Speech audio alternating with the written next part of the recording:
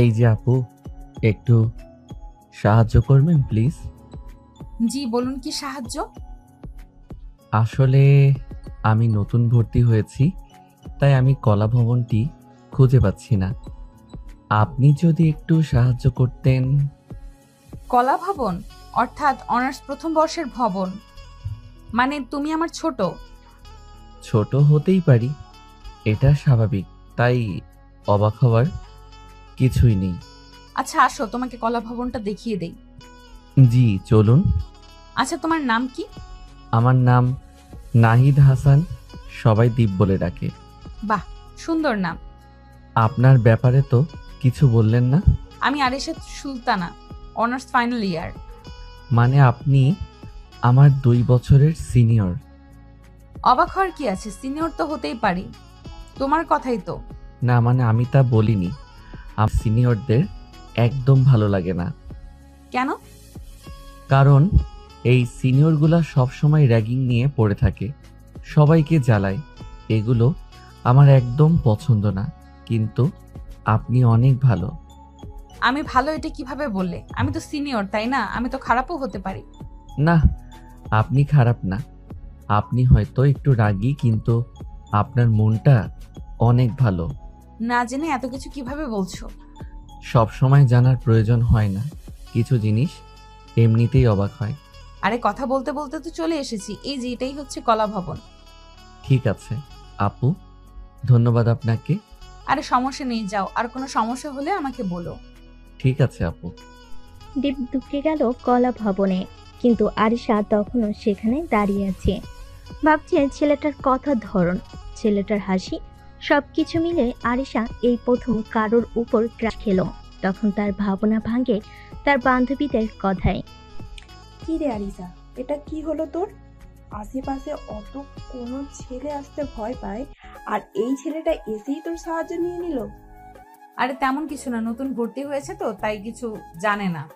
তোর কথা আমার কেন জানি ঠিক মনে হচ্ছে না। আবার জুনিয়র ছেলের প্রেমে টেপে পড়ে গেলি নাকি? ছেলেটাও কিন্তু খারাপ না।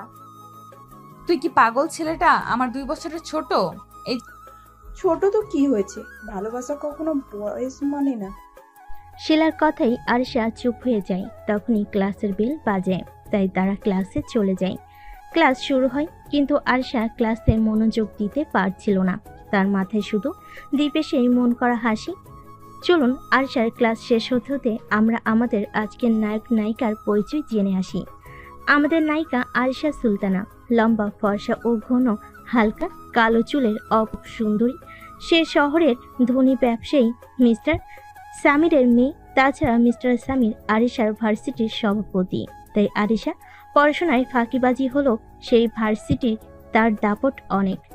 আরিশাকে সেই ভার্সিটির সবাই ভয় পায়। অন্যদিকে আমাদের নায়ক নাহিদ হাসান দীপ, লম্বা ফর্সা, ঘন চুল আর সেই মন কাড়া হাসি, যা আজকে আমাদের নায়িকাকে ফিদা করে দিয়েছে। দীপের পরিবারের পরিচয় গল্পের সাথে থাকুন, তাহলেই জানতে পারবেন। তাহলে এবার গল্পে ফিরি। ভার্সিটিতে দীপের দ্বিতীয় সপ্তাহ। সে আজ লাইব্রেরিতে এসেছে, বইয়ের তাক ঘেটে কিছু খুঁজছে। হঠাৎ পাশ থেকে পরিচিত কণ্ঠ ভেসে আসে। যে দীপ, কি খুঁজছো এত মন দিয়ে? আরে আপনি? না মানে আমাদের স্যার একটা প্রজেক্ট দিয়েছেন, তো তার জন্য কিছু রেফারেন্স খুঁজছি। বাহ, তুমি তো দেখি বেশ সিরিয়াস ছাত্র। ফার্স্ট ইয়ারে এমনটা কমই দেখা যায়। আসলেই আমার অভ্যাস এমন, নতুন জায়গায় এসে নিজেকে প্রমাণ করতে ইচ্ছে করে। এই কথাটা ভালো বললে, নিজের জায়গা নিজেকেই তৈরি করে নিতে হয়। ঠিক বলছেন। আপনি কি বই খুঁজছিলেন? আমি তো লাইব্রেরিতে এসেছিলাম একটু শান্ত সময় কাটাতে, কিন্তু এখন মনে হচ্ছে আজ লাইব্রেরিটাও বেশ শব্দময়। আমার জন্য? হয়তো। আপনার হাসিটা অনেক সুন্দর, জানেন। অত মিষ্টি কথা বলো না দীপ, বিপদে পড়বে। বিপদ যদি এমন হয় তাহলে প্রতিদিন আসতে রাজি আছি। দুজনেই হেসে ফেলে। কিছুক্ষণের জন্য দুজনের চোখে চোখ পড়ে। একটা অদ্ভুত নীরবতা যেন চারপাশ থেমে গেছে। আচ্ছা শোনো, তোমার ক্লাস কখন? আধা ঘন্টা পর। তাহলে এসো, ক্যাম্পাসের ক্যান্টিনে একটু বসি। আপনি আমায় ক্যান্টিনে ইনভাইট করতেছেন? হ্যাঁ মিস্টার দীপ, একটু চা তো খেতে পারো আমার সঙ্গে। আপনার সঙ্গে সময় কাটানোর সুযোগ কি আমি ছাড়বো? দুজন পাশাপাশি হাঁটতে থাকে। ক্যাম্পাসের বাতাসে তখন এক অন্যরকম শীতলতা, যেন প্রেম আস্তে আস্তে জন্ম নিচ্ছে। আরে আরিসা, আজ তো দেখি লাইব্রেরিতেই রোমান্স সুবাস ছড়াচ্ছে। ওই দ্বীপ, ছেলেটার সঙ্গে কি মিষ্টি মিষ্টি কথা বলছিলি শুনলাম, কি ব্যাপার? তোরা কি স্টকের মতো আমার পেছনে পেছনে ঘুরিস নাকি? কবে থেকে আমার ব্যক্তিগত কথায় ঢুকলি? দূর, বেশি রাগ করিস না, আমরা তো তোর ভালোই যাচ্ছি। আর একটা কথা বলি, ছেলেটা কিন্তু দেখতে যেমন কিউট তেমন মেজাজ জবরদস্ত। আর তোর চোখে যেভাবে তাকাচ্ছিল না, যেন জীবনের মানে খুঁজে পেয়েছে। ও শুধু মিষ্টি কথা বলতে জানে, ওসব ছেলেদের থেকে দূরে থাকাই ভালো। আহ, নিজের মনেই হার মেনে গেছিস, এখন বাহানা করছিস? মানে জুনিয়র হোক আর সিনিয়র, তোদের মধ্যে যে কিছু একটা হচ্ছে তার চোখে পড়েই যায়। ওর হাসিটা খুব আলাদা। ওমা, প্রেমে পড়ে গেছিস বুঝি? প্রেম না, হয়তো ভালো লাগা। আমি নিজেও বুঝতে পারছি না। বুঝতে পারবি, সময় দে নিজেকে। তবে একটা কথা, তুই চাইলে আমরাও ব্রেকআপ দিচ্ছি। আর হ্যাঁ, মনে রাখিস, বয়স কখনোই ভালোবাসায় বাধা না।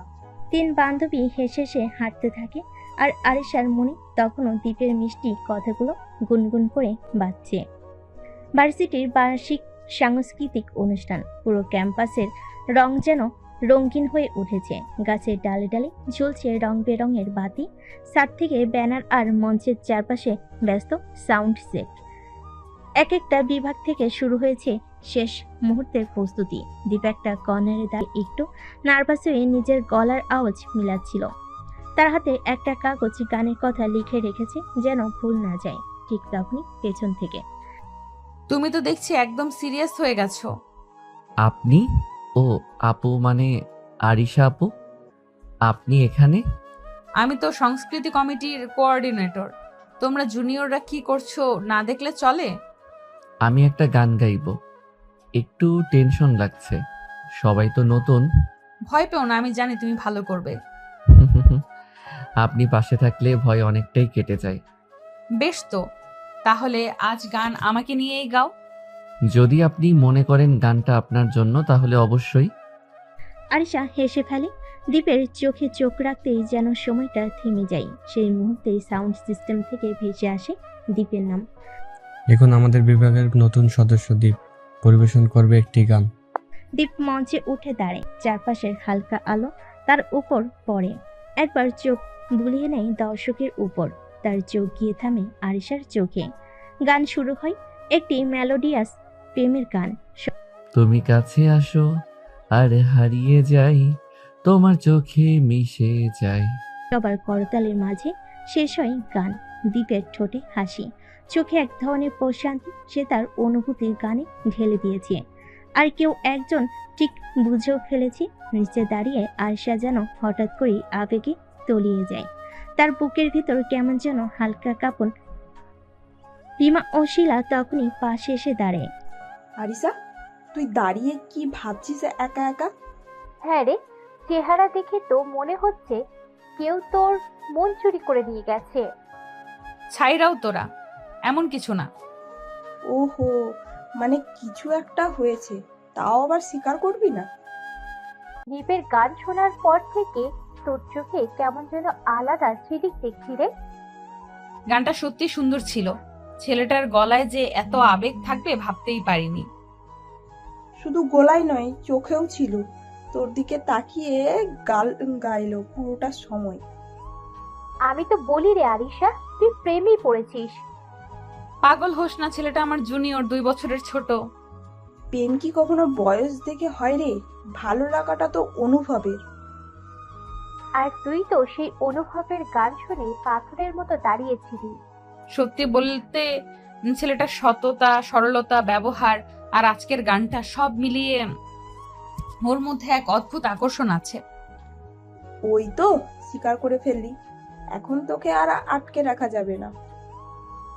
দেখিস, আজ না হোক কাল ওই দ্বীপই তোর জীবনে ঝড় তুলে দেবে। ঠিক তখনই মঞ্চ থেকে দীপ নিচে নামে আর ওদের পাশ দিয়ে হেঁটে আরিশার সামনে দাঁড়ায়। গান কেমন লাগলো আরিশা আপু? খুব ভালো, মনে হচ্ছিল তুমি অনুভব করেই গাচ্ছিলে। কারণ আমি সত্যিই অনুভব করছিলাম গানটা আপনার জন্যই গেয়েছি। আমরা একটু দূরে যাই রে রিমা। হ্যাঁ, এখানে তো আবহাওয়াটা একটু বেশি রোমান্টিক হয়ে যাচ্ছে। আজকে আপনার জন্য গান গেয়ে অনেক হালকা লাগছে, মনে হচ্ছে আপনি আমার ভরসা। এতটা গুরুত্ব দেওয়ার কিছুই নেই দীপ, আমি তো শুধু। আপনি শুধু না, অনেক কিছু। আমার কাছে আপনি প্রথম একটা ভালো লাগা। তুমি এখনো ছোট। বয়সে ছোট হতে পারি, কিন্তু ভালোবাসা বোঝার বয়স পার করে এসেছি। আরিশা কিছু বলার আগে সাংস্কৃতিক অনুষ্ঠানের শেষ ঘোষণা ভেসে আসে মাইকে, কিন্তু তাদের মাঝে তৈরি হয় সেই চোখের ভাষা। বুঝে নিতে দেরি হয় না, তাদের গল্প শুরু হয়ে গেছে। আরিসা, ট্যুরের লিস্টে তোর নাম দিচ্ছি তো।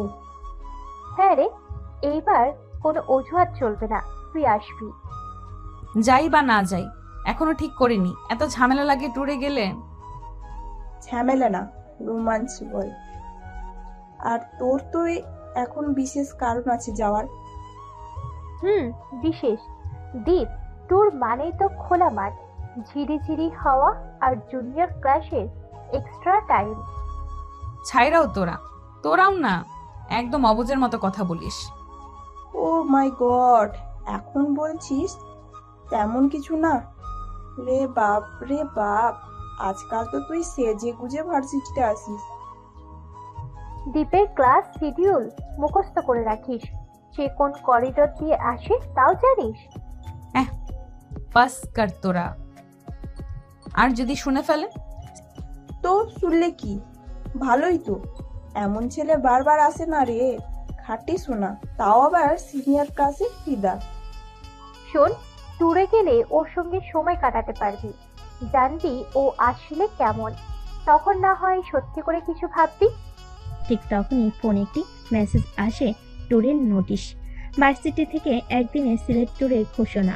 আরিশা তখন মেসেজ পড়ে। সিলেট, মাধবকুণ্ড, বিছানাকান্দি। আচ্ছা, যাওয়া যায় তো? ওয়াও, তোর মতন বদলে গেল। আমি তো বলেছিলাম তোর মন গলে যাবে। ঠিক তখনই সামনে করিডোর দিয়ে দীপ আসে, ব্যাগে ফাইল হাতে। আরিশা আপু, শুনলাম ট্যুরের লিস্টে আপনার নামও আছে। এখনো দেইনি, ভাবছি। প্লিজ যান না, আমি আসলে আপনার সঙ্গেই ঘুরতে চাই।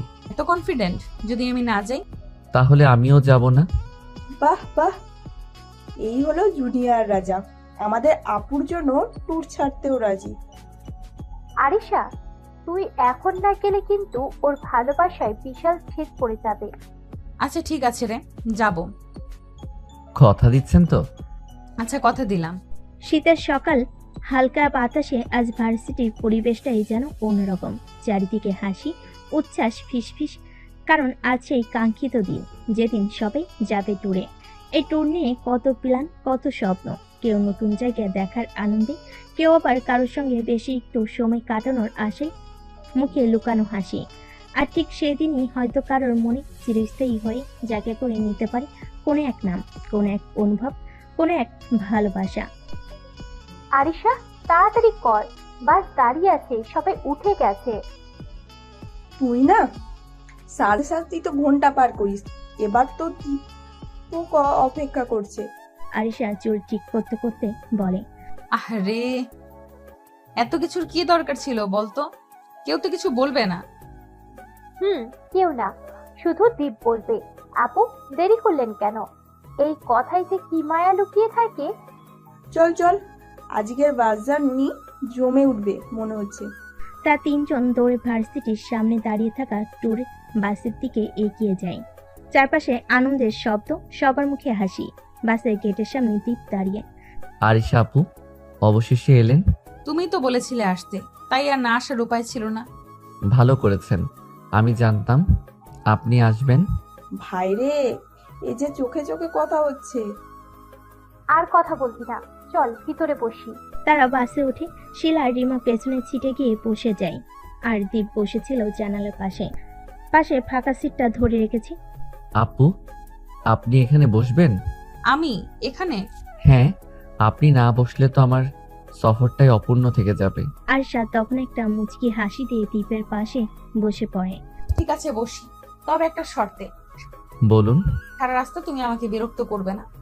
অসম্ভব, আপনি পাশে থাকলে চুপ থাকা যায় নাকি? বাস চলতে শুরু করে, জানালার পাশ ভেসে আসে সকালের আলো, ঠান্ডা বাতাসে আরিশার চুল উঠছে। দ্বীপ তাকিয়ে তাকে অবাক হয়ে। কি দেখছো এইভাবে? কিছু না আপু, আপনি জানেন আপনি হাসলে পুরো পৃথিবী থেমে যায় মনে হয়। আবার শুরু করলে? সত্যি বলছি, আজকের সকালটা আপনার জন্যই এত সুন্দর লাগছে। বাসে গান বাজে, সবার মধ্যে হই হুল্লোড়। কিন্তু দীপ আর আরিশার চারপাশটা এক অদ্ভুত নীরব, ভালো লাগে ভরে থাকে। টোট এই একটা শব্দই যেন এক নতুন উত্তেজনার জন্ম দেয়। ব্যস্ত শহরের ব্যস্ততা, ভার্সিটি ক্লাস আর পড়াশোনার চাপ থেকে কয়েকটা দিনের মুক্তি। কিছুদিনের জন্য হলেও সবে নিজেদের মতো করে বাঁচতে চায়। ছেলেমেয়েরা দল বেঁধে ঘোরাঘুরি, নতুন জায়গা দেখা আর মনের কোণে লুকিয়ে রাখা কথাগুলো বলে ফেলার উপযুক্ত সময় এই ট্যুর। ঘণ্টাখানেকের জার্নি শেষে তাদের বাস এসে থামে নির্ধারিত স্পটে। পাহাড়ে ঘেরা একটা ছোট্ট রিসোর্ট, যেখানে চারিদিকে সবুজ সমারোহ, বড় বড় গাছ, পাখির কলতান আর হালকা ঠান্ডা বাতাস যেন মনটা একেবারে জুড়িয়ে দেয়। জায়গাটার সৌন্দর্য দেখে প্রথমেই সবার চোখ বড় বড় হয়ে যায়। কেউ ছবি তুলতে ব্যস্ত, কেউ বা জায়গাটা নিজের চোখে যে অবাক। আরে রিমা, জায়গাটা কি সুন্দর না? আমি তো প্রেমে পড়ে গেলাম একেবারে। আহা, জানালার পাশে বাগান, এপাশে ছোট্ট ঝর্ণা, মনে হচ্ছে কোনো সিনেমার সেটে এসে পড়েছি। এখন বুঝলাম এত হইচই করে ট্যুরে আসার মানে কি। একদম নিঃশব্দ, শান্ত জায়গা। আপু, জায়গাটা কেমন লাগছে আপনার? এক কথায় স্বপ্নের মতো। আমি কখনো এত সুন্দর জায়গায় আসিনি। আপনার চোখের মতো? তুমি আবার শুরু করলে? দীপ তো আপুকে একদম হজম করতে পারছে না রে, কোথায় কোথায় প্রেম জড়ায়। এইভাবে চোখে চোখে প্রেম হলে রিসোর্টেই যদি বাসর বসে যায়, আমি কিন্তু ছবি তুলবো। তোরা চুপ কর, কিছু বললেই এখন প্রেমের ট্যাগ দিয়ে দেয়। সবে ব্যাগপত্র নিয়ে নামছে। রিসোর্টের লোকজন রুমগুলো ভাগ করে দিচ্ছে। রুমগুলো ছোট হলেও বেশ সাজানো। জানালার পাশে দাঁড়ালে দূরে সবুজ পাহাড় দেখা যায়। প্রতিটা জানালা যেন আলাদা এক ছবির ফ্রেম। আরিসা, আমাদের রুমটা দেখেছিস? জানলার পাশে গাছের সারি, তার পেছনে পাহাড়, কি সুন্দর রে। ক্যাম্প ফায়ারটা কোথায় হবে জানিস? এমন জায়গায় যদি ক্যাম্প ফায়ার না হয়, তাহলে এই ট্যুরটাই বৃথা। সবে রুমে গিয়ে ফ্রেশ হয়ে নিচ্ছে। কয়েকজন ঘুরতে বের হয়েছে আশেপাশে। রিসোর্টের ভেতরে ছোট্ট একটা কফি শপ আছে। দীপ সবার থেকে একটু দূরে দাঁড়িয়ে ক্যামেরা হাতে কিছু ছবি তুলছে, কিন্তু তার ক্যামেরার লেন্স যতই ঘুরুক, চোখটা আটকে গেছে একজনের উপরে, আরিশা। ওই কি করছো এখানে দাঁড়িয়ে? কিছু না আপু, জায়গাটা এত সুন্দর, ভাবলাম কিছু ছবি তুলে রাখি। আমার দিকেই ক্যামেরা কেন? কারণ আপনি এই জায়গার সবচেয়ে সুন্দর দৃশ্য। তুমি এত সাহস কই পেলা? সাহস না আপু, মনের কথা বললাম শুধু। আপনার অনুমতি ছাড়া ছবি তুলে ফেলেছি, মাফ করবেন। পরে আমারে সব ছবি দেখাবে। যদি একটা ছবিতেও খারাপ দেখি তাহলে কিন্তু ফোন ভেঙে ফেলবো। ঠিক আছে, আপনি ছবির বিচারক, আমি ফটোগ্রাফার। চারিদিকে যেন একটা স্নিগ্ধ শান্ত পরিবেশ। সবার মাঝে হাসি, রোমাঞ্চ, কিছুটা টেনশন। কার কাকে নিয়ে কি ভাবছে সেটা নিয়ে ফিসফাস। আর দীপ আরিশা এই দুটা চরিত্র একে অপরকে বোঝার এক নতুন অধ্যায় পা রেখেছে। চোখে চোখে যতটুকু বলা যায় তারা যেন ঠিক ততটুকুই বলছে। কথা না বলেও যেন অনেক কিছুই বলা হয়ে গেছে। আরিসা, চল রুমে যাই, আবার কিছুক্ষণ পরে নিচে সবাই মিলে ঘুরতে বেরোবো। চল। পাহাড়ের কোলে দাঁড়িয়ে থাকা সেই ছোট্ট রিসোর্টে এক নীরব অনুভব জমে উঠেছে। ট্যুরের এই শুরুটা যেন গল্পের এক নতুন ভাগ। বাকি দিনগুলোতে কি হবে? একসাথে সময় কাটানো, হাসি ঠাট্টা আর কিছু অজানা অনুভব কি আর একটু গভীর হবে? ট্যুর মানেই শুধু ঘোরাঘুরি না, তার সঙ্গে জমে ওঠা আড্ডা, হঠাৎ করে ঘটে যাওয়া হাসির কাণ্ড কাহিনী আর কিছু মনে রাখার মতো মুহূর্ত। আর এই পূর্বে ঠিক তেমনই এক ঘটনা ঘটল যা সবার সারা জীবনই মনে রাখবে, বিশেষ করে দীপ। সন্ধ্যা হতে আর বেশি দেরি নেই, সবাই রিসোর্টের পেছনে খোলা মাঠে জড়ো হয়েছে। কিছুজন ব্যস্ত ক্যাম্পফায়ার প্রস্তুতি দিতে, কেউ ছবি তুলছে, কেউ বা গিটার বাজিয়ে গলা ছেড়ে গান ধরেছে। আরিসা, এই ট্যুরের ছবি তো দিয়েই একটা অ্যালবাম বানাবো রে।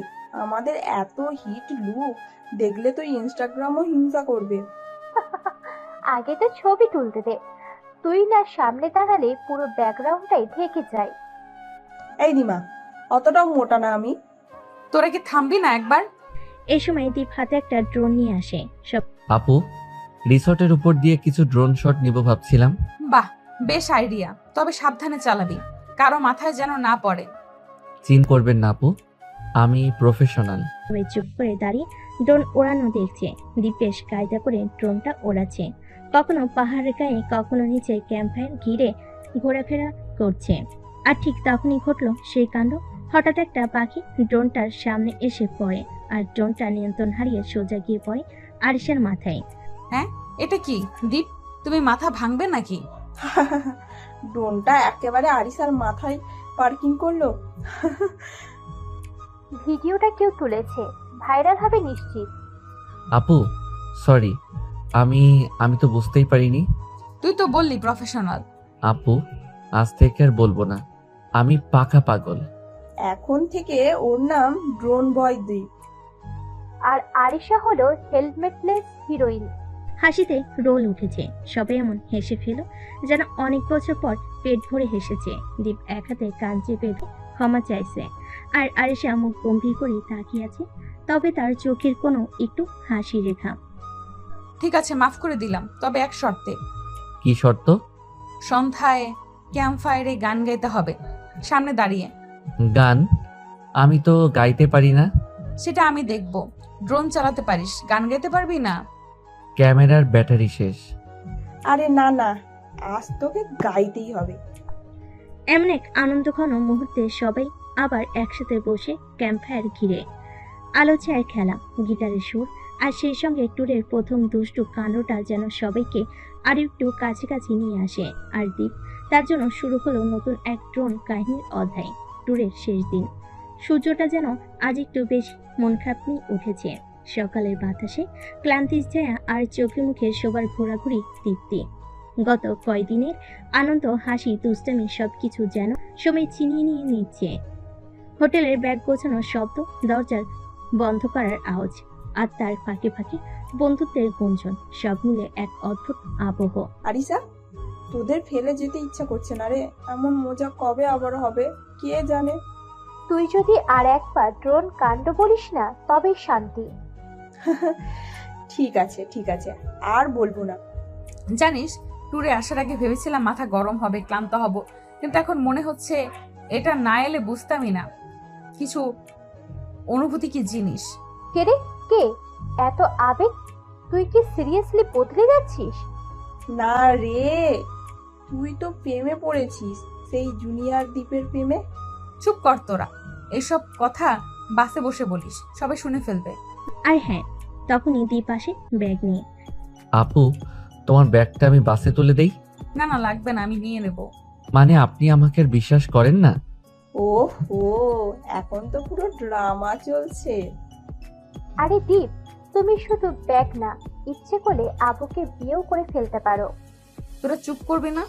একটা হাসির হই হুল্লোড় ভেতরে। সবাই বাসে উঠে জানালার পাশের সিটে বসে আরিশা তাকিয়ে থাকে বাইরের পাহাড় আর গাছের দিকে। অন্যদিকে দীপ বসে আছে পেছনে, কিন্তু একবারও চোখ সরে না সামনের দিকে তাকানো থেকে। বাস চলছে, ধীরে ধীরে সব ফেলে পেছনে রেখে এগিয়ে যাচ্ছে চেনা শহরের পথে। আরিসা, তোর এত চুপ কেন? কিছু না, জানিস কিছু মুহূর্ত থাকে যা খুব তাড়াতাড়ি শেষ হয়ে যায়, অথচ চায় না সেটা ফিরুক। তাহলে লিখে রাখিস, জুনিয়র ছেলের রোমান্টিক ভালোবাসা পর্ব ট্যুরে শেষ। হাসির সুরে কেটে গেল ফেরার পথটা। শহরের আলো দেখা দিল, চেনা রাস্তাগুলো আবার ফিরে এলো চোখের সামনে। কিন্তু একটা জিনিস বদলে গেছে, আর সেটা হলো একে অপরের প্রতি দৃষ্টিভঙ্গি। আর সে হয়তো এখনো বুঝে উঠতে পারেনি কিন্তু সে নিজের অজান্তেই এক জুনিয়র ছেলের হাসিতে ভেতরে ভেতরে এক অন্যরকম অনুভব করে বসেছে। আর দীপ, সে তো একেবারে নিশ্চিত এই ট্যুরে সে শুধু পাহাড় নদী না, নিজের ভালোবাসার গন্তব্য খুঁজে পেয়েছে। ক্যান্টিনে বসে থাকা দীপ আর আরিশা। এখন দুপুরের সুর, চারপাশের ক্যান্টিনের শব্দ, ছাত্র ছাত্রীদের হাসি ঠাট্টা আর মাঝে মাঝে খুচরো কথাবার্তা। দীপ আর আরিশা আজ একটু অন্যরকম, একে অপরের পাশে বসে খাচ্ছে। আরিশা বিরক্তি ছেড়ে তার খাওয়া শেষ করে দীপের দিকে তাকায়। দীপ, তোমার পরিবার সম্পর্কে একটু জানাতে পারো? পরিবার? আবার কেন? না কিছু না, মনে হচ্ছে তুমি কখনো বলনি তোমার পরিবারের কথা। তোমার তো একটা ভিন্ন অনুভূতি দেখি যখন বিষয়টা আসে। তুমি ভাবছো আমি কাউকে নিজের পরিবার সম্পর্কে বলি না? হ্যাঁ, মাঝে মাঝে মনে হয় তুমি কিছুটা দূরে থাকো।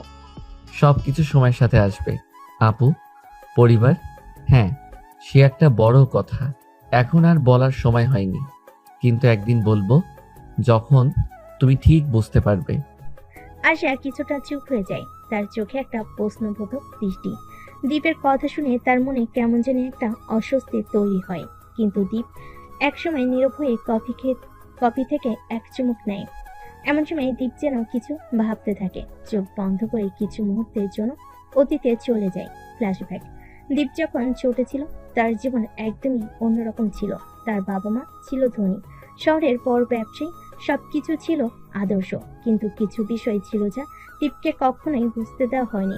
একটা সময় যখন সে 17 বছর বয়সী ছিল, তখন তার বাবা মা তার উপর খুব চাপ দিতে থাকে। দীপ, তুমি জানো আমাদের পরিবার কি চায়? তোমার পড়াশোনা, তোমার ভবিষ্যৎ, এটা তোমারই দায়িত্ব। তুমি আমার ছেলে কি না আমার সন্দেহ। তুমি সবসময় আমাদের কথা শোনো না। তোমার কি একটু দায়িত্বশীল হওয়া উচিত নয়? আমার মনে হয় তোমাকে দুনিয়াতে আনাই আমার ভুল হয়েছে। এই কথাগুলো ছিল দীপের মনের উপর চেপে বসা সেই কঠিন সময়। দীপ চেয়েছিল একটু স্বাধীনতা, নিজের পথ চলতে চেয়েছিল। তবে তার বাবা মা খুবই প্রতিকূল হয়ে ওঠে। দীপ খুবই খারাপ সময় পার করতে থাকে। তাকে পড়াশোনা, ক্যারিয়ার আর পারিবারিক নিয়মগুলো মানতে জোর করা হয়। একদিন অনেক কথা কাটাকাটি হওয়ার পর দীপ তার পরিবারকে ছেড়ে চলে যায়। দীপের দাদিমা তাকে অনেক ভালোবাসতো। তিনি বলেছিলেন দীপ একদিন ফিরবে। দীপ নিজেকে মনে মনে বলে, পারিবারিক ভালোবাসা থাকলেও এখানে কোনো স্বাধীনতা ছিল না। তারা ভাবতো আমাকে তাদের মতোই চলতে হবে, কিন্তু আমি জানতাম আমি নিজে একটা পথ বানাতে পারি। এরপর দীপ নিজের পায়ে দাঁড়াতেই নিজের পথ খুঁজে নিতে ভার্সিটিতে ভর্তি হয় এবং জীবন নতুন করে শুরু করে। দীপের কাছে বাবা মায়ের এই ব্যাপারটা বড় নয়, বরং নিজের সিদ্ধান্ত আর স্বাধীনতা তার কাছে সবচেয়ে গুরুত্বপূর্ণ ছিল। কিন্তু পরিবারের সাথে দূরত্ব তৈরি হওয়ার জন্য তার মনে এক ধরনের শূন্যতা ছিল, একটা খালি জায়গা যা কখনো পূরণ হয়নি। ফ্ল্যাশব্যাক শেষ। দীপ তার অতীত থেকে বের হয়ে আসে। ক্যান্টিনে আরিশার দিকে তাকিয়ে কিছুটা নিশ্চুপ হয়। আরিশাও তার দিকে চেয়ে থাকে, কিন্তু সে আর কিছু বলে না। আরিশা দীপের অভিব্যক্তি দেখে বোঝে দীপের জীবনে এমন কিছু আছে যা এখনো পুরোপুরি শেয়ার করতে প্রস্তুত নয়। আচ্ছা, তুমি যখন খুশি তখন আমাকে বলবে দীপ, কিন্তু মনে রেখো আমি আছি। ধন্যবাদ আপু। এখনো অনেক কিছু থেকে দূরে দীপ, তার পরিবার, তার সম্পর্ক, তার অতীত, সকলে ধীরে ধীরে তার জীবনে প্রবেশ করবে। কিন্তু সে জানে তার সামনে যে পথ রয়েছে সেটা তার নিজের।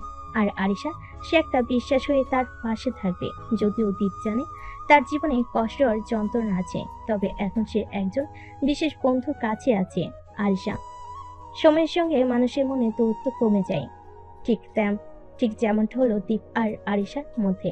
ক্যান্টিনে সেই কথোপকথনের পর আরিশার মনে দীপের জন্য একটু আলাদা অনুভূতি কাজ করা শুরু করলো।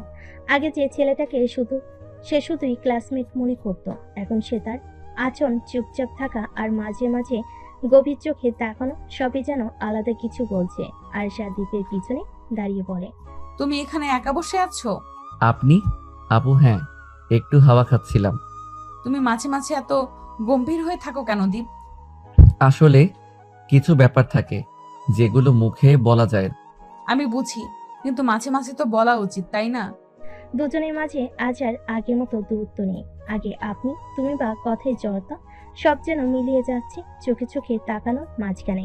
আর সে এখন দীপকে পড়ে, সময় পাশে বসে হেল্প করে, পড়ার সময় পাশে বসে হেল্প করে। আরশা এখন দীপকে পড়ার সময় পাশে বসে হেল্প করে। দীপ আর আগের মতো দূরত্ব বজায় রাখে না। আরশার এক টুকরো হাসি এখন তার দিনের অনেকটুকু সময় জুড়ে থাকে। একদিন লাইব্রেরিতে। তুমি কবে থেকে আমার এত আপন হয়ে গেলে দীপ? আপন? আমি তো বরাবরই আপন হতে চেয়েছি আপু। তুমি আর এই আপু বলো না তো, কেমন যেন অদ্ভুত শোনায় এখন। আপনাকে আপু বলতেই ভালো লাগে। কিন্তু আমার তো শুনতে ভালো লাগে না।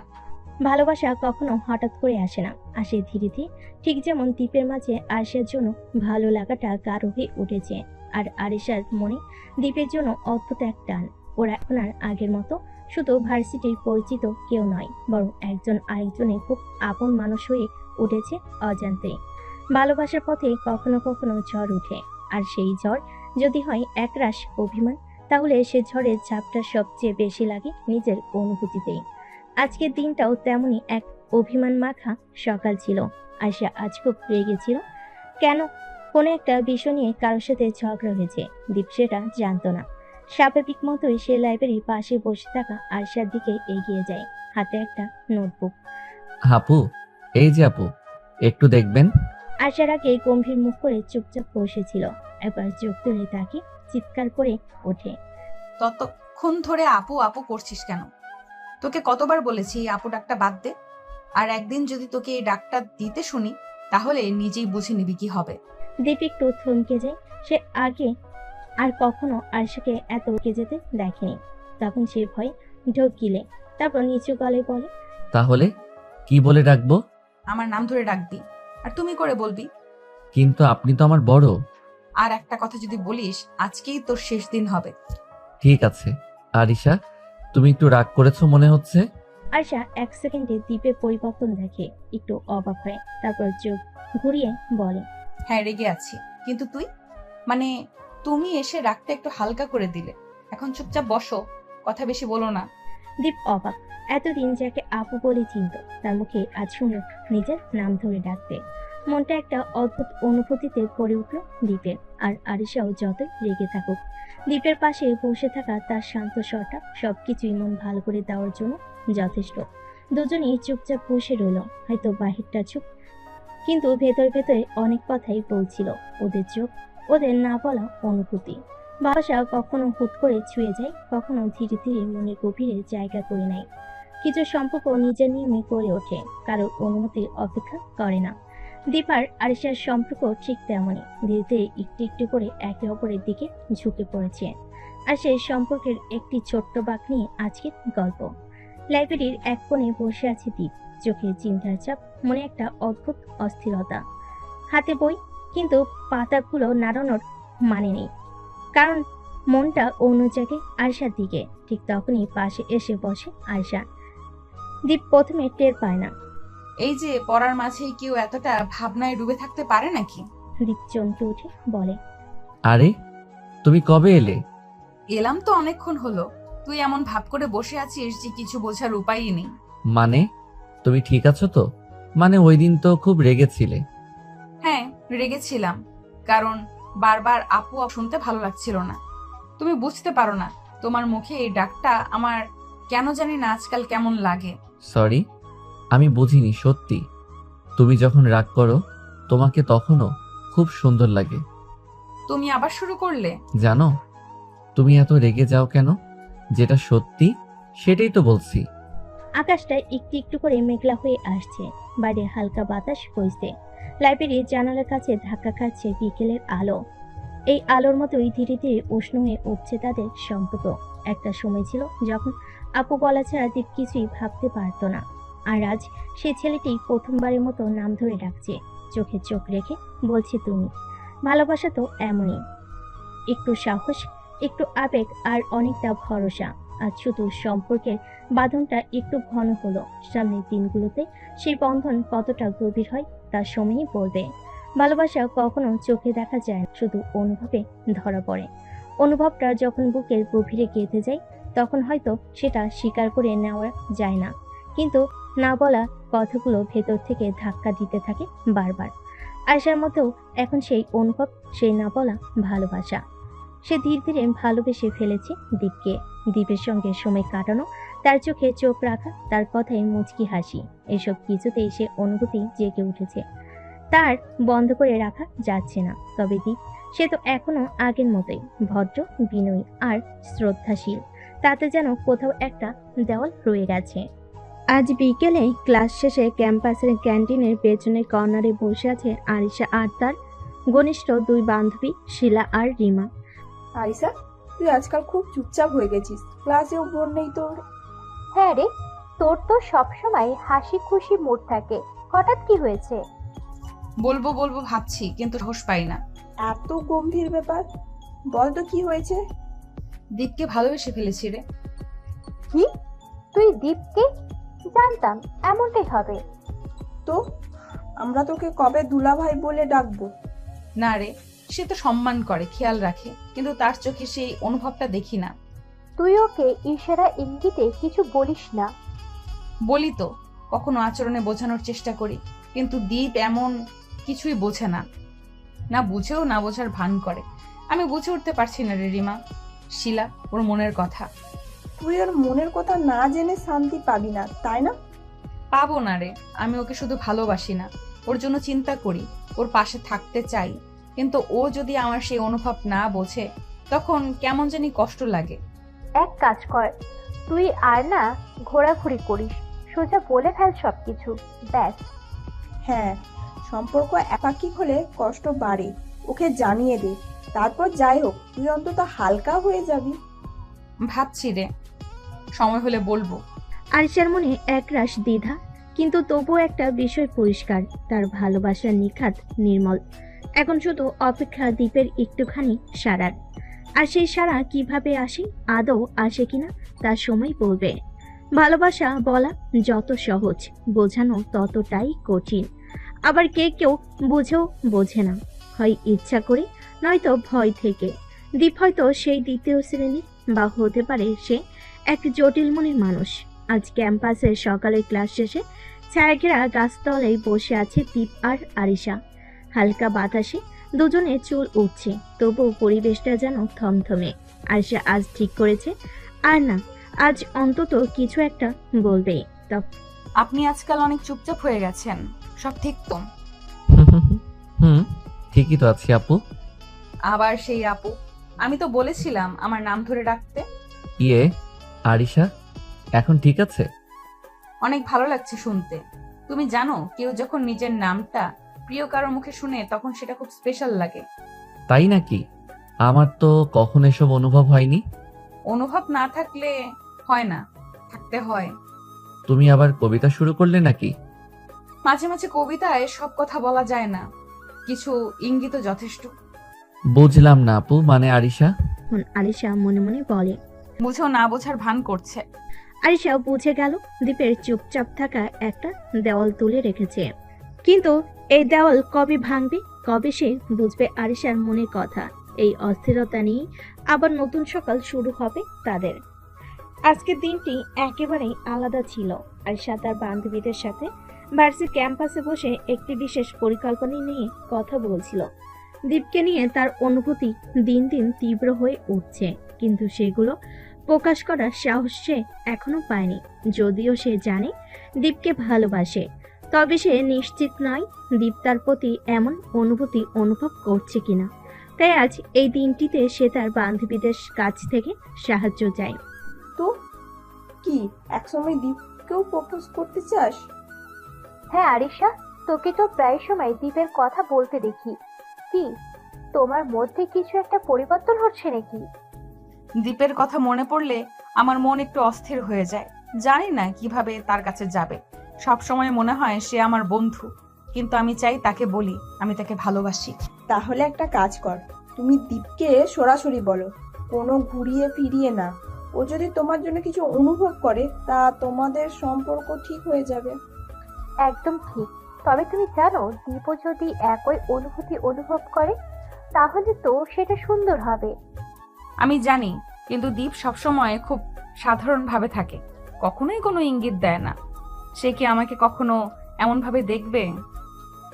তুই যদি কোনো ইঙ্গিত না দিস, তবে সে জানবে কিভাবে? তোকে সরাসরি বলতে হবে। আর দীপ, তো তেমন পাগল ছেলে নয়, সোজা ওকে জানিয়ে দে, আর পরে দেখিস কি হয়। আরিশা, আমি তোকে বলছি, একবার তুই সেই অনুভূতি প্রকাশ করে দেখ, দীপও তোর মতো অনুভূতি থাকবে। কিন্তু তুই তো সেদিন বলেছিলি যে দীপ নাকি তোর ভালো বন্ধু। ঠিক বলেছো, কিন্তু আমি জানি না কেন দীপের সঙ্গে এসব বলতে ভয় পাচ্ছি। তুমি যদি ভয় পাও তবে কখনোই কিছু বলতে পারবে না। আর যদি দীপ কিছু না বোঝে তাতে কিছু আসে যায় না। অন্তত তুমি নিজের অনুভূতি তো প্রকাশ করেছো। আর তুমি না জানো দীপও তোমাকে পছন্দ করতে পারে, তবে এ সবসময় বন্ধুত্বের সীমায় সীমাবদ্ধ থাকে। কিন্তু আমরা তো জানি তোমার মধ্যে তার জন্য অন্যরকম কিছু অনুভূতি আছে। সে কি ভাববে? তবে যদি আমি প্রপোজ করি তাহলে দীপের প্রতিক্রিয়া কি হবে? আরিসা, তোমার ভয় তো আর বাড়িয়ে লাভ নেই। তুমি যদি ভালোবাসো তাহলে সেটা সোজাসুজি বলো। দেখো, হয়তো সেও ভেবে দেখবে এবং তখন তোমার ভালোবাসার সম্পর্কটা শুরু করতে পারবে।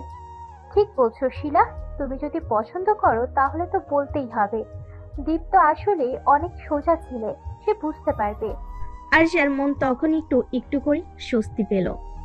বান্ধবীদের কথা শোনার পর সে সিদ্ধান্ত নিল এবার আর দেরি নয়, সে দীপকে সরাসরি বলবে তার অনুভূতি। যদিও ভয় ছিল, কিন্তু সঠিক সময়ের অপেক্ষা তার আর ভালো লাগছে না। সে জানতো কোনো কিছু না বলে তার মনে চাপ রেখে যেতে হবে। দীপকে তার ভালোবাসা জানানো খুবই জরুরি। আচ্ছা, আমি চেষ্টা করব, আমি দীপকে বলবো যে আমি তাকে ভালোবাসি। এটা তো সঠিক কাজ। আমরা তো তোর পাশেই আছি। হ্যাঁ আরিশা, এখন তো সময় এসেছে, দীপের সঙ্গে সরাসরি কথা বলো। একে একে আরিশা তার বান্ধবীদের সাহসে ভরসা পেয়ে সিদ্ধান্ত নেয় সে দীপের কাছে গিয়ে তার অনুভূতি প্রকাশ করবে, দীপকে জানিয়ে দেবে তাকে ভালোবাসার কথা। ভালোবাসা কখনো কখনো নীরব থেকে মুখ ফুটে বেরিয়ে আসে। কারো চোখে থাকে দ্বিধা, কারো চোখে সাহস। আর সেই সাহসীটা ছিল আরিশা। সে তার মনের কথাটা বলে ফেলেছে, দীপকে প্রপোজ করেছে একেবারে সরাসরি, একান্তে একটি শান্ত পার্কের কোণে। কিন্তু ভালোবাসা তো একতরফা থাকলে অসম্পূর্ণ। প্রশ্ন হলো দীপ কি করবে? পার্কে বসে আছে দীপ আর আরিশা।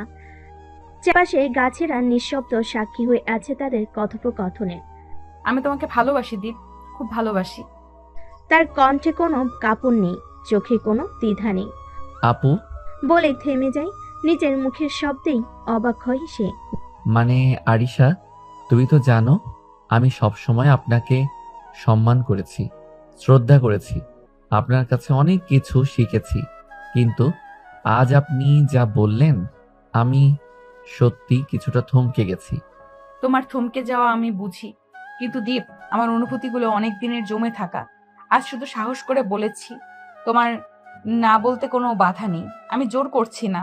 দীপ চুপ করে থাকে কিছুক্ষণ, তারপর নিচু গলায় বলে, আপনি জানেন আমি কখনো নিজের অনুভূতি নিয়ে খুব খোলামেলা ছিলাম না। আমার পরিবার, অতীত সবকিছুই আমাকে একটু ভেতরের মানুষ বানিয়ে ফেলেছে।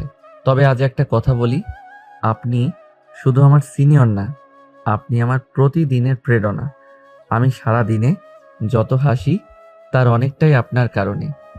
আপনি ছাড়া ভার্সিটির দিন কল্পনাও করতে পারি না। আমি বুঝিনি আমি আপনাকে কবে কিভাবে ভালোবেসে ফেলেছি।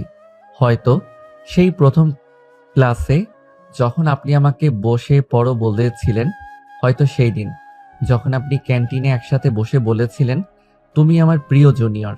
আপু মানে আরিশা, আমিও আপনাকে ভালোবাসি। আরিশার চোখ ভরে ওঠে জলার হাসিতে। সে চোখ নামিয়ে ফেলে, দীপকে জড়িয়ে ধরে তার বুকে মাথা রেখে বলে, তোমাকে আগেও বলেছিলাম আর আজকেও শেষবারের মতো বলছি, এখন থেকে আমাকে আর আপু ডাকবে না, শুধু আরিশা বলবে, বুঝেছো? ঠিক আছে আরিশা, আজ থেকে তুমি শুধু আরিশা, আর আমার হৃদয়ের সবচেয়ে প্রিয় মানুষ। তারা দুজনেই তাকিয়ে থাকে আকাশের দিকে। সূর্য তখনও অস্ত্র যায়নি, কিন্তু তাদের জীবনে ভালোবাসার আলো ঠিকই ছড়িয়ে পড়েছে। ভালোবাসা ঠিক তখনই পূর্ণতা পায় যখন একসাথে দুজন মানুষ সাহস করে নিজেদের মনের কথা বলে। আজ দীপ ও আরিশার সম্পর্ক নতুন রূপ পেল। এই মুহূর্তটাই হয়তো তাদের জীবনের সবচেয়ে সুন্দর মুহূর্ত। তবে এই ভালোবাসা এখনো বহু পথ পাড়ি দেবে, তাদের গল্প এখনো শেষ হয়নি। এ তো কেবল শুরু। ভালোবাসা যখন দুটো মনকে এক করে তখন পৃথিবীর প্রতিটি মুহূর্তেই হয়ে ওঠে রঙিন। স্পর্শে থাকে কাঁপুনি, চোখে চোখ রাখলে যেন কিছু বলা হয়ে যায়। দীপার আরিশার ভালোবাসার গল্প এবার এক নতুন মোড়ে। রোমান্টিক সময়ের ছোঁয়ায় ক্লাস শেষে বিকেলের নরম আলোয় ক্যাম্পাসের সেই পুরনো বেঞ্চে বসে আছে দীপ আর আরিশা। আজ আপন মানে আরিশা, তুমি অনেক সুন্দর লাগছে। তোমার মুখ থেকে সরাসরি এই কথা শুনে বিশ্বাস করতে কষ্ট হচ্ছে। আগে তো দেখতাম কোনো কথা বলার আগে গলার খসখস শুরু হতো। তুমি এখন আর আপু নও, তাই একটু সাহস বেড়েছে। আর যাকে ভালোবাসি তাকে না বলা যে অসম্পূর্ণ এক ভালোবাসা। আরিশা হেসে তার হাতটা দীপের দিকে বাড়িয়ে দিল। দীপ নিঃশব্দে হাত ধুলো। আঙ্গুলের ভাঁজে ভাঁজে তার অনুভব হয়ে গেল এক অদ্ভুত প্রশান্তি। একদিন ক্যান্টিনে। দীপ, তোমার জন্য কেক এনেছি, নিজ হাতে বানিয়েছি। তুমি রান্না করো? মানে এত কিছুর মাঝে সময় পাও কিভাবে? ভালোবাসলে সময় বের করতেই হয়। কেমন হয়েছে বলো তো? দীপ কেকটা একটু টেস্ট করে বলে, অসাধারণ। তুমি যদি এমন কেক বানাও, আমি রোজ ঝগড়া করেও এই পুরস্কার নিতে রাজি। আরিশা হেসে কপাল ঠুকে বলে, বউ হওয়ার আগে থেকেই অনুশীলন চলছে বুঝি। তুমি থাকলে আমি রোজ ঈদের দিন মনে করব। একদিন বিকেলে তারা ক্যাম্পাসের গার্ডের অংশে হেঁটে বেড়ায়। জানো, আমি যখন প্রথম ভার্সিটিতে তোমাকে দেখি ভাবিনি এই ছেলেটা একদিন আমার জীবনে সবচেয়ে গুরুত্বপূর্ণ মানুষ হয়ে উঠবে। আমি তো প্রথম দিনই বুঝেছিলাম তুমি আমার জীবনে ঝড় হয়ে আসবে। এখন দেখি তুমি ঝড় না, তুমি শান্তির বাতাস। দীপ আরিশার কানে ধীরে ধীরে বলে। তুমি আমার জীবনের সবচেয়ে সুন্দর সিদ্ধান্ত। আরিশার গাল লাল হয়ে যায়। সে চোখ নিচু করে বলে, আমার সবচেয়ে সঠিক ভুল, কারণ আমি জানি এমন ভুল করলে আমি সারা জীবন হাসি মুখে কাটাতে পারবো। এভাবেই কাটছে দীপ আর আরিশার প্রেমময় দিনগুলো। একটু হাসি, একটু ঝগড়া, একটুখানি অভিমান, আর অনেক অনেক ভালোবাসা। তাদের সম্পর্ক দিনে দিনে গভীর হচ্ছে, আর সেই গভীরতাতেই ডুবে থাকছে তারা দুজনে। ভালোবাসা যখন গভীর হয় তখন তা এক মুহূর্তেই আনন্দ দেয়, আবার এক মুহূর্তেই অবসন্ন করে। দীপ আর আরিশার মধ্যে সম্পর্ক এতটাই ঘনিষ্ঠ হয়ে উঠেছে যে কোনো ছোটখাটো ভুলও একে অপরকে আঘাত করে। আজ তাদের জীবনে এমন একটি দিন যেখানে ভালোবাসার তীব্রতা এক অন্যরকম অভিমানে রূপ নেয়। কেন দীপ, তুমি আজকে এত সময় নিলে? এই পর্যন্ত তো আমি একা এসেছি। তোমার কি হলো আরিশা? কোথাও যাওয়ার ছিল না তো? আমি তো 1 ঘন্টা আগে রেডি হয়ে বসেছিলাম। ও, আর একটু মনোযোগ দিতে পারো না? আমি তোমার সাথে আসবো বললেই কেন সময় লাগে? শুধু নিজে নিজে তুমি কি আমার অনুভূতিগুলো বুঝতে পারো না? কিন্তু আমি তো তোমার কথা শুনেছি। কিন্তু কেন তুমি এমন হঠাৎ রেগে যাচ্ছ? তুমি না জানো দীপ, আমি যখন কিছু বলি তখন তুমি কেন বেমালুম উপেক্ষা করো? আমার কি প্রয়োজন তুমি বুঝে ওঠো না? কেন সবকিছু এমন চলে যাচ্ছে? তোমার মানে তুমি আমাকে কখনো বোঝাতে চাও না কেন আমাকে এমন একা রেখে যেতে হবে সব সময়? তোমার ভেতরে কি সমস্যা? কি করব বুঝতেই পারছি না। তুমি আমার কাছে কখনো সময় খুঁজে পাও না। তুমি যখনই চাও তখনই তুমি নিজে সময় পেয়ে যাও, কিন্তু আমার যদি কিছু থাকে তুমি কেন জানো না? আরিশা, তুমি আসলেই বুঝতে পারছো না আমি সব সময় তোমার জন্যই আছি, কিন্তু কখনো তুমি বুঝতে চাও না। তোমার উচিত ছিল আমাকে না জানিয়ে এগুলো বলো না। এভাবে দীপ আর আরিশার মধ্যে কথার লড়াই শুরু হয়। তবে এই ভেতরের অভিমান শুধু কথার মাঝেই থেমে থাকে না, থেকে তাদের সম্পর্কের মধ্যে একটা বড় ফাঁক তৈরি করে দেয়। তাদের মধ্যে যা কিছু হচ্ছে তা হয়তো কোনো ভুল থেকে শুরু হয়ে গিয়েছিল, কিন্তু সম্পর্ক যখন এমন গভীর হয়ে ওঠে তখন একে অপরের প্রতি বিশ্বাস ও শ্রদ্ধা আরো গুরুত্বপূর্ণ হয়ে দাঁড়ায়। দীপ আর আরিশা হয়তো জানে না তারা একে অপরকে কতটা চৌম্বক শক্তি দিয়ে টানছে। এই টানাপ্রণই তো আসল পরীক্ষা, কিন্তু তারা কখনোই শিখবে না কিভাবে এই অভিমানকে সামলাতে হবে। তুই জানো আরিশা, আমি তোমার জন্য কোনোদিন ভুল কিছু করিনি, কিন্তু তুমি কেন মনে করো আমি তোমাকে মিস করছি না? তুমি জানো না দীপ, আমি সেভাবে কিছু বলবো না। শুধু যতটা ভালোবাসি ততটাই মন খারাপ হচ্ছে। তাদের মধ্যে এই অস্পষ্ট কথা আরো কিছুদিন টিকে থাকে, কিন্তু একদিন দীপার আরিশা একে অপরকে এরকমের পরিপূর্ণতার সাথে অনুভব করে। সবকিছু স্বাভাবিক হয়ে যায়। তাদের সম্পর্কের এই অভিমান, এই দিনগুলোর ব্যথা শেষ পর্যন্ত তাদের একসাথে করে তোলে। এই প্রেম তো গভীর হবে, এমন অভিমানই তাদের একে অপরের কাছ থেকে আরো শক্তিশালী করে তুলবে। ভালোবাসা মানেই তো রাগ, অভিমান, আর সেই অভিমান ভাঙানোর হাজার রঙের চেষ্টায় সাজানো ভালোবাসার সবচেয়ে সুন্দর মুহূর্তগুলো। আজ দীপ ঠিক করেছে আরশার রাগ ভাঙাবে, কারণ সে জানে এই মেয়ে রাগ করে ঠিকই, কিন্তু মন গলে যাওয়ার জন্য একটুখানি আন্তরিকতা, একটু ছোঁয়া, একটু ভালোবাসা, এতটুকুই যথেষ্ট। দৃশ্য ভার্সিটির এক কোণে বসে আছে আরিশা, মুখ গোমরা, চোখে মুখে অভিমান আর কপালে চিন্তার ভাঁজ। দীপ একটু দূর থেকে চুপচাপ তাকিয়ে থাকে। দীপ চুপি চুপি পেছনে এসে বলে।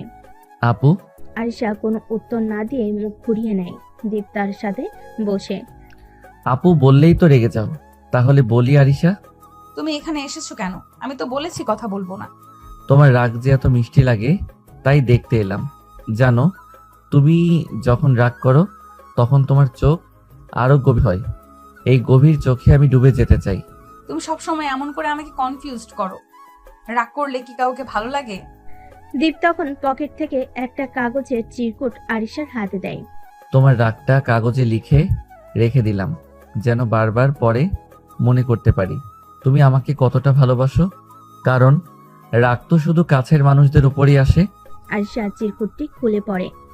তোমার রাগেও আমি প্রেম খুঁজি। তুমি রাগ করে আছো, আমিও ভালোবেসে বসে আছি।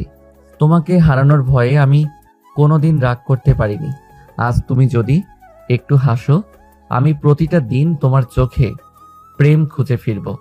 তুমি জানো, তোমার এসব কথা শুনলে রাগ ধরে রাখতে পারি না, কিন্তু তুমি কেন এমন করো যে আমাকে রাগাতেই হয়? দীপ আরিশার হাত ধরে বলে। কারণ আমি চাই তুমি রাগ করো, আমি রাগ ভাঙাই, আর প্রতিবার নতুন করে প্রেমে পড়ি তোমার। আর কখনো এমন করো না যেন আমাকে এমন করে কাঁদতে হয়। তোমার চোখে এক ফোঁটা জল মানেই আমার হৃদয়ের ঝড়, আর আমি তো চাই শুধু হাসির ঝিলিকেই তোমার চোখ ভরে থাকুক। আরিশা চুপ করে তার কাঁধে মাথা রেখে বসে পড়ে। আরিশার রাগ ভেঙেছে, দীপের ভালোবাসায় আবার নতুন রং লেগেছে। এই সম্পর্কটা হয়তো কোনো বইয়ের পাতায় লেখা নেই, কিন্তু এই দুজনের হৃদয়ের প্রতিটা স্পন্দনে লেখা আছে এক অসম্পূর্ণ অথচ গভীর প্রেমের গল্প, যা প্রতিদিন একটু একটু করে পূর্ণতা পাচ্ছে। শেষ নয়, ভালোবাসার শুরুটা আজ আরো একটু গভীর হলো। যখন প্রেমে পড়ো তখন এমন কিছু মুহূর্ত আসে যা আপনাকে পুরোপুরি পাগল করে দেয়, কিন্তু কখনো কখনো এসব মুহূর্তটা এতটা হাস্যকর হয়ে ওঠে যে আপনি হাসতে হাসতে গড়াগড়ি খেয়ে ফেলবেন। আর দীপ এখন ক্যান্টিনে বসে। দীপ কিছু অপ্রস্তুত ছিল, কারণ আজকে তার কোনো কিছুই সঠিকভাবে হচ্ছিল না। প্রথমে তার ফোনটা ড্রিঙ্কের কাপের মধ্যে পড়ে যায়, তারপর তার মিষ্টির প্যাকেট ছিঁড়ে গিয়ে পুরো মিষ্টি মেঝে গড়িয়ে পড়ে। দীপ, তোমার তো একদম ভাগ্যটাই আজ পকেটে নেই। আমি তো ভাবছিলাম এটা কি, কিছু তো ঠিক করতে পারলাম না। আজ তো পুরো দিনেই মহাভারত হয়ে গেল। তুমি তো আজকে ড্রিঙ্কসের কাপ থেকে শুরু করে মিষ্টি পর্যন্ত একে একে সব সঠিক জায়গায় ফেলে দিলে। তুমি তো বেসিক্যালি ফুল ফ্লাড। হ্যাঁ, কিছু একটা তো করতে হচ্ছিল। এই মুহূর্তে আমি নিজে নিজে বলছি, অর্থনীতি, ব্যবসা, আর্ট, ড্রিঙ্কিং সবই হতে পারে আমার জন্য। কিন্তু তুমি কি জানো, তুমি যখনই কিছু করতে চাও তখনই সবকিছু উল্টে যায়। তুমি কি সত্যি মন থেকে কাঁদছো? কাঁদতে বলছো? আমি তো ভাবছি আমার জীবনটা একেবারে ওয়েব সিরিজের মতো হয়ে গেল। এতটুকু বলতেই দীপের লাঞ্চের প্লেট একে একে নিচে পড়ে যায়। আচ্ছা, এটা কোনো কমেডি শো তো শুরু হলো না? হ্যাঁ, আজকে সত্যি ক্যাম্পাস কমেডি শো শুরু হলো। আর দীপকে দেখে আরিশার হাসি থামতে চায় না। দীপের উপর পুরো ক্যান্টিনে সবাই নজর পড়েছিল, কারণ সে এবার শুধু না মিষ্টি ড্রিঙ্ক প্লেটই পড়ে যায়নি, এক একে সবকিছুই গড়াগড়ি খাচ্ছিল। তুমি তো গাম্ভীর্যবাদী প্যারাট্রুপার। ক্যাম্পাসে গিয়ে আরো বড় হইলে কি হবে জানি না। আরিশা, তুমি কি জানো আমি একটু দেরি করেই জীবনকে সঠিকভাবে পরিচালনা করতে পারবো। বলো দীপ, তুমি কি জানো তুমি যে সবকিছু মেঝেতে ফেলে দিয়ে আসো, আমি যে হাসি চেপে রাখি, সে হাসির কারণ তো তুমি। আজকের সেই হাস্যকর মুহূর্ত শেষে দীপার আরশার সম্পর্ক আরো মজাদার হয়ে উঠল। জীবনের নানা মুহূর্ত, কখনো হাস্যকর কখনো গম্ভীর, তবে সবটাই তাদের সম্পর্কের মধুর অংশ হয়ে গেল। কিছু কিছু মুহূর্ত থাকে যেগুলো চিরকাল মনে গেঁথে যায়। সেই মুহূর্তগুলো শুধু আপনার সম্পর্কের গভীরতা বাড়ায় না, বরং আপনাকে জানিয়ে দেয় যে ভালোবাসা আসলেই কতটা শক্তিশালী হতে পারে। একদিন বিকেলে দীপার আরশা ভার্সিটির এক নির্জন ক্যাফেতে বসেছিল। সেদিন কিছুটা অস্বাভাবিকভাবে শান্ত ছিল আকাশও, যেন দুজনের জন্যই অপেক্ষা করছিল কিছু বিশেষ মুহূর্ত। দীপ ছিল একটু নিঃশব্দ, আর আরশা তাকে এক দৃষ্টিতে তাকিয়েছিল, যেন তার মধ্যে কিছু খুঁজে পাচ্ছে। দীপ, কিছু বলো না, তুমি আজকে একটু অন্যরকম লাগছো। কি বলবো, কিছু যেন ভালো লাগছে না আজকে। জানো, অনেক দিন পর মনে হচ্ছে যেন সবকিছু স্থির হয়ে গেছে। স্থির হয়ে গেছো? তুমি কি জানো আমি যে সব সময় তোমার সাথে থাকি, তখনই তো সবকিছু চলমান থাকে দীপ। আরিশা, তুই কখনো কখনো একেবারে মেঘের মতো। আমি যখনই তোমাকে দেখতে পাই সব অন্ধকার দূর হয়ে যায়। তুমি জানো, আমার জন্য তুমি পৃথিবীর সব থেকে সুন্দর। দীপ, তুমি আমার জীবনের সবচেয়ে বড় চমক। আমি যখনই তোমাকে দেখি মনে হয় যেন সব কিছু সম্ভব। তুমি আমার জীবনে সত্যিই অনেক কিছু বদলে দিয়েছো। দীপ আর আরিশা একে অপরের চোখে চোখ রেখে কিছু সময় স্থির দাঁড়িয়েছিল। চারপাশে সিঁড়ির আওয়াজ আর বাতাসের হালকা ঝাপটাও যেন থেমে গিয়েছিল। একটা স্নিগ্ধ নীরবতা ছড়িয়ে পড়েছিল। কিছু বলতে চাইলেও যেন সেই মুহূর্তের মধ্যেই চলে যেতে চায়। আমি তোমাকে জানাতে চাই আরিশা, তুমি যে আমার জীবনে আসো, আমি কখনো ভাবিনি এমন মুহূর্তে আমি দাঁড়িয়ে থাকবো। আজকে মনে হচ্ছে যেন আমার সবকিছুই পূর্ণ হয়ে গেছে। তুমি আমার সাথে আছো, আর আমি তোমার পাশে থাকতে চাই। দীপ, তুমি কি জানো আমি কখনো এতটা সাহসী হয়ে উঠবো না, কিন্তু তোমার পাশে দাঁড়িয়ে আমি আবারও শক্তিশালী হয়ে উঠেছি। তোমার ভালোবাসা আমাকে আরো অনুপ্রাণিত করেছে। দীপ হাত বাড়িয়ে আরিশার হাত ধরল। দুই হাতের এই স্পর্শে যেন এক নতুন ধরনের অনুভূতি প্রবাহিত হচ্ছিল। দীপ আর আরিশা একে অপরের দিকে তাকিয়ে রোমান্টিক ভাবে হাসলো। আজকে সেই ছোট্ট মুহূর্তে তারা দুজন একে অপরের আরো গভীরভাবে বুঝতে পারলো। দীপ, আজকের মতো আমাকে কখনো ছেড়ে যেও না। তোমার কাছে তো আমার সবকিছু। আরিশা, আমি কখনো তোমাকে ছেড়ে যাব না। তুমি আমার জীবনের অমূল্য রত্ন, আর আমি তোমার পাশে থাকবো চিরকাল। তাদের চারপাশের পরিবেশ যেন একেবারে থমকে দাঁড়িয়েছিল। প্রেমের সেই মুহূর্তে কেউ কিছুই বলল না, শুধু একে অপরকে অনুভব করছিল। জীবনের সবচেয়ে রোমান্টিক মুহূর্তগুলো এমনই হয়। ছোট ছোট কথাই দুজনের মধ্যে এক গভীর বন্ধন তৈরি করে, আর সেই বন্ধন চিরকালীন হয়ে ওঠে। দীপ আর আরিশার সম্পর্কের আরো অনেক রোমান্টিক মুহূর্ত অপেক্ষা করছিল, কিন্তু এই ছোট্ট স্নিগ্ধ রোমান্টিক মুহূর্ত তাদের সম্পর্কের মাধুরী আরো বাড়িয়ে দিল। কখনো কখনো মানুষের জীবনে এমন কিছু বিষয় থাকে যা তারা অন্যদের কাছে শেয়ার করতে চায় না, কিন্তু যখন সেই ব্যক্তির পাশে একজন বিশ্বাসযোগ্য বন্ধু বা প্রেমিক থাকে, তখন তাকে কিছুই বলার ইচ্ছে হয়। দীপের জীবনও এমন কিছু ছিল যা সে কখনো কাউকে বলতো না, তবে আরিশা তাকে একদিন জোর করে জানালো। সে যা জানতে চায় তা জানার সময় এসেছে। একদিন সন্ধ্যার পর দীপ আরিশা ক্যাফেতে বসেছিল। বাতাসে হালকা ঠান্ডা ছিল, আর আকাশে রংধনুর রঙিরা মিশেছিল। দীপ কফি খাচ্ছিল, কিন্তু তার মন খুবই ভারী ছিল। আরিশা হঠাৎ দীপের মুখের দিকে তাকিয়ে কিছু বলার জন্য প্রস্তুত হয়ে উঠল। দীপ, আজকে তো তুমি খুবই নীরব, কি ব্যাপার? সবকিছু ঠিক তো?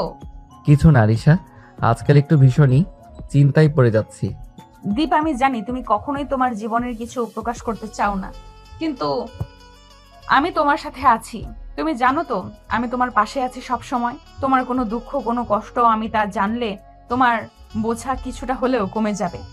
তুমি বলো আরিশা, তুমি কি জানো, কখনো কখনো মনে হয় আমার জীবনের প্রতিটি সমস্যা শুধু আমার একারই। যদি বলি তুমি কি শুনবে? দীপ, আমি তোমাকে বলেছি আমি তোমার পাশে আছি। তোমার সমস্যাগুলো আমাকে জানাতে তোমার আর কি ভয়? আমি জানি এটা তোমার জন্য অনেক কঠিন হতে পারে, তবে আমি আছি তোমার পাশে। তুমি জানো, আমার পরিবারের ব্যাপারে আমি খুব কমই কথা বলি। আমার পরিবার ছিল অনেক ধনী, কিন্তু নানা কারণে আমি তাদের থেকে দূরে চলে এসেছি। কিছু সম্পর্কের জন্য আমার কাছে এখন শুধু স্মৃতি আর কিছুই নেই। দীপ, আমি জানি এটা তোমার জন্য খুবই কঠিন, তবে তোমাকে বিশ্বাস করতে হবে আমি তোমার পাশে আছি। তুমি যতই যন্ত্রণায় থাকো না কেন, আমি তোমার সাথে থাকবো। তোমার ভয়ের কিছু নেই, পরিবার বা কিছুই। আমি তো তোমাকে কোনো অন্য চোখে দেখবো না। আমি শুধু তোমাকে ভালোবাসি দীপ। দীপ কিছুক্ষণ নীরব থেকে আরশার দিকে তাকিয়ে রইল। তারপর সে আস্তে করে কথা বলল। অনেক দিন ধরে আমি একা ছিলাম, আর যখনই ভাবতাম জানাবো, সেই মুহূর্তে আবার ফিরে আসতো পুরনো দুঃখগুলো। তবে আজকে আমি জানি তুমি যদি আমাকে ভালোবাসো, তো আমাকে আর কিছু ভয়ের দরকার নেই। আরশা দীপের হাতটি ধরে একটু সংকোচ না করে তাকে সান্ত্বনা দিল। তার চোখে ভালোবাসা ছিল, যার যন্ত্রণাকে কিছুটা হলেও মিলান করে দেয়। তার হালকা স্নিগ্ধ হাসি দীপের ভেতর এক নতুন শক্তি সঞ্চারিত করেছিল।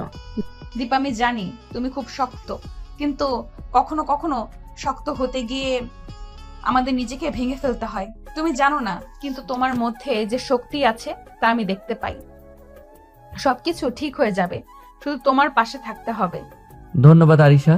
তোমার মতো একজন মানুষ যদি পাশে থাকে, তবে সত্যি মনে হয় সবকিছু সহজ হয়ে যাবে। দীপ আর আরিশার এই খোলামেলা আলোচনা তাদের সম্পর্ককে আরো গভীর করে তুলল। দীপ, যিনি আগে কখনো তার পরিবার এবং জীবনে কথা বলতো না, আজকের এই মুহূর্তে আরিশার কাছে নিজের জীবনের অনেক কিছু খুলে বলেছে। আরিশা তার স্নিগ্ধ ভালোবাসা এবং সান্ত্বনাই দীপকে সেই যন্ত্রণা থেকে মুক্তি দেওয়ার চেষ্টা করেছে।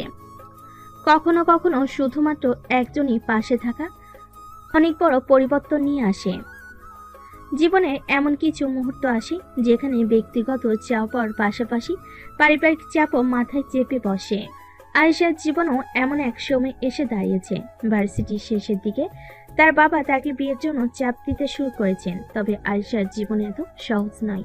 তার মনে দীপের প্রতি এক গভীর ভালোবাসা রয়েছে, যা সে কাউকে বলতেও পারে না। তার জীবনে দুটি পথ, একটি তার পরিবারের সম্মান বজায় রেখে, অন্যটি দীপের সাথে প্রেমের সম্পর্ককে গভীর করে নেওয়া। কোন পথ সে বেছে নেবে? একদিন সন্ধ্যায় আরিশা বসেছিল তার রুমে, ফোনে কিছু কাজ করছিল। হঠাৎ তার বাবা এসেছিলেন। তার বাবা খুবই গম্ভীর মুখে ছিলেন। আরিশার চোখে ঠিক বুঝতে পারল কিছু একটা অসুবিধা রয়েছে। আরিসা, তুমি জানো তুমি এখন ভার্সিটি শেষ করতে চলেছো? তোমার বয়স হয়ে গেছে, আর আমি চাই তোমার বিয়ের ব্যাপারে তুমি চিন্তা করো। বিয়ের ব্যাপারে? বাবা, তুমি কি আবার? আমি জানি তুমি এখন পড়াশোনায় ব্যস্ত, তবে আমাদের পরিবারের প্রতিপত্তি, সম্মান সবকিছুতেই বিয়েটা জরুরি। আমি তো শুধু তোমার ভালোর কথা ভাবছি। বাবা, আমি জানি তুমি আমার জন্য সেরা চাও, কিন্তু আমার মনে হয় এখন বিয়ের জন্য প্রস্তুত নই। আমি এখনো কিছু ব্যাপারে নিজে সিদ্ধান্ত নিতে চাই। তো তুমি কি ভাবছো? তুমি যে কাউকে পছন্দ করো, তা কি তোমার কোনো বিশেষ সিদ্ধান্তের সাথে সম্পর্কিত? আরিশা সেদিন মনে মনে অনেক কিছু ভেবেছিল। সে জানতো তার বাবা তার ভালো চাইছেন, কিন্তু সে দীপের সাথে জীবনের নতুন পথ বেছে নিতে চায়। সে গভীরভাবে অনুভব করেছিল যে দীপের সাথে তার সম্পর্ক এমন কিছু যা ভাঙতে পারবে না। দীপ তার জীবনের অমূল্য রত্ন, তবে পরিবার এবং প্রেমের মধ্যে কিভাবে সঠিক সিদ্ধান্ত নেবে, এটা ছিল তার জন্য সবচেয়ে বড় চ্যালেঞ্জ। সময়ের সাথে সাথে আরিশার মনে আসছিল একাধিক প্রশ্ন। কিভাবে সে তার পরিবারকে বোঝাবে যে তার জন্য দীপ সবচেয়ে গুরুত্বপূর্ণ। সেই মুহূর্তে তার জীবনে এক নতুন সিদ্ধান্তের দরকার ছিল, কিন্তু সিদ্ধান্তটি তার জীবনে কতটা প্রভাব ফেলবে সে কিছুই জানতো না। জীবন কখনো কখনো এমন এক রাস্তায় নিয়ে আসে যেখানে আমাদের প্রিয় মানুষদের চাওয়ার সাথে নিজেদের চাওয়ার সংঘর্ষ হয়। আরিশার জীবনে এখন সে সময় এসেছে। তার বাবা, যিনি তার জন্য সবসময় ভালো চান, তাকে বিয়ের জন্য চাপ দিচ্ছেন। তবে আরিশার মন অন্য কোথাও চলে গেছে, দীপের দিকে। কিন্তু সে জানে তার বাবা কখনোই দীপকে গ্রহণ করবেন না, কারণ দীপের অতীত এবং তার পরিবারের অবস্থান কিছুটা সমস্যার সৃষ্টি করবে। তারপরও আরিশা হার মানতে চায় না। সে তার সিদ্ধান্তের পক্ষে আরো বেশি জোর দিয়ে দাঁড়াতে চায়। একদিন রাতে খাবার টেবিলে আরিশা তার বাবা মায়ের সাথে বসেছিল। খাবারের প্লেট সামনে রেখে তার বাবা আবারও বিয়ের প্রসঙ্গ তুললেন। আরিসা, তুমি জানো সময় চলে যাচ্ছে। তোমার বিয়ের ব্যাপারে কিছু একটা সিদ্ধান্ত নাও। আমি জানি তুমি এরকম একটা ছেলে পছন্দ করছো, কিন্তু তার পরিবার, তার পরিস্থিতি তুমি তো জানোই। আর দীপও আমার মনে হয় খুব একটা সুবিধের ছেলে নয়। বাবা, আপনি দ্বীপের সম্পর্কে কিছুই জানেন না। আপনি কিভাবে এটা বলছেন? আমি জানি আরিসা, আমি জানি। তবে তোমার বিয়ের ব্যাপারে তুমি যে ছেলেকে বেছে নেবে, সে আমাদের পরিবারের মান সম্মান রক্ষা করতে পারবে কিনা সেটাও তো দেখতে হবে। আর দীপের অতীত। বাবা, দ্বীপের অতীত বা তার পরিবারের অবস্থা আপনার দৃষ্টিতে যাই হোক, সে আমার জন্য সবকিছু। সে একজন খুব ভালো মানুষ এবং আমি তাকে ভালোবাসি। তুমি জানো তুমি কি বলছো? দীপ তোমার পছন্দ? হ্যাঁ বাবা, আমি জানি এই সময়টা আপনি আমার জন্য কঠিন হতে পারে, কিন্তু দ্বীপের সাথে আমার সম্পর্কটা সত্যিই গভীর। আপনি যদি তার সম্পর্কে কিছু জানতেন, তবে হয়তো একটু আলাদা করে ভাবতেন। তখন আরিশা মনে মনে এক সিদ্ধান্ত নেয়। সে জানতো তার বাবা দ্বীপের অতীত সম্পর্কে কিছুই জানে না। দ্বীপের পরিবার এবং অতীতের নানা অন্ধকার দিক যা আজও তার জীবনে ছায়া ফেলছে। তার বাবা জানলে হয়তো একটুও সমর্থন পাবে না। আরিশা তাই দ্বীপের অতীত পুরোপুরি খুলে বলার সিদ্ধান্ত নেয়। বাবা, আমি জানি আপনি দীপকে পছন্দ করবেন না, কিন্তু আপনি যদি তার অতীত জানতেন, তবে আপনিও বুঝতেন দীপের জীবনটা সহজ ছিল না। তার পরিবার অনেক ধনী হলেও তিনি তাদের সাথে সম্পর্ক ভালো রাখেননি। অনেক ঝামেলা গেছে, কিন্তু তিনি এখন নিজে দাঁড়িয়ে কঠিন সময় পেরিয়ে আসছেন। আমাকে শুধু ভালোবাসে না, আমাকে খুব সমর্থনও দেয়। সে একটা ভালো ছেলে।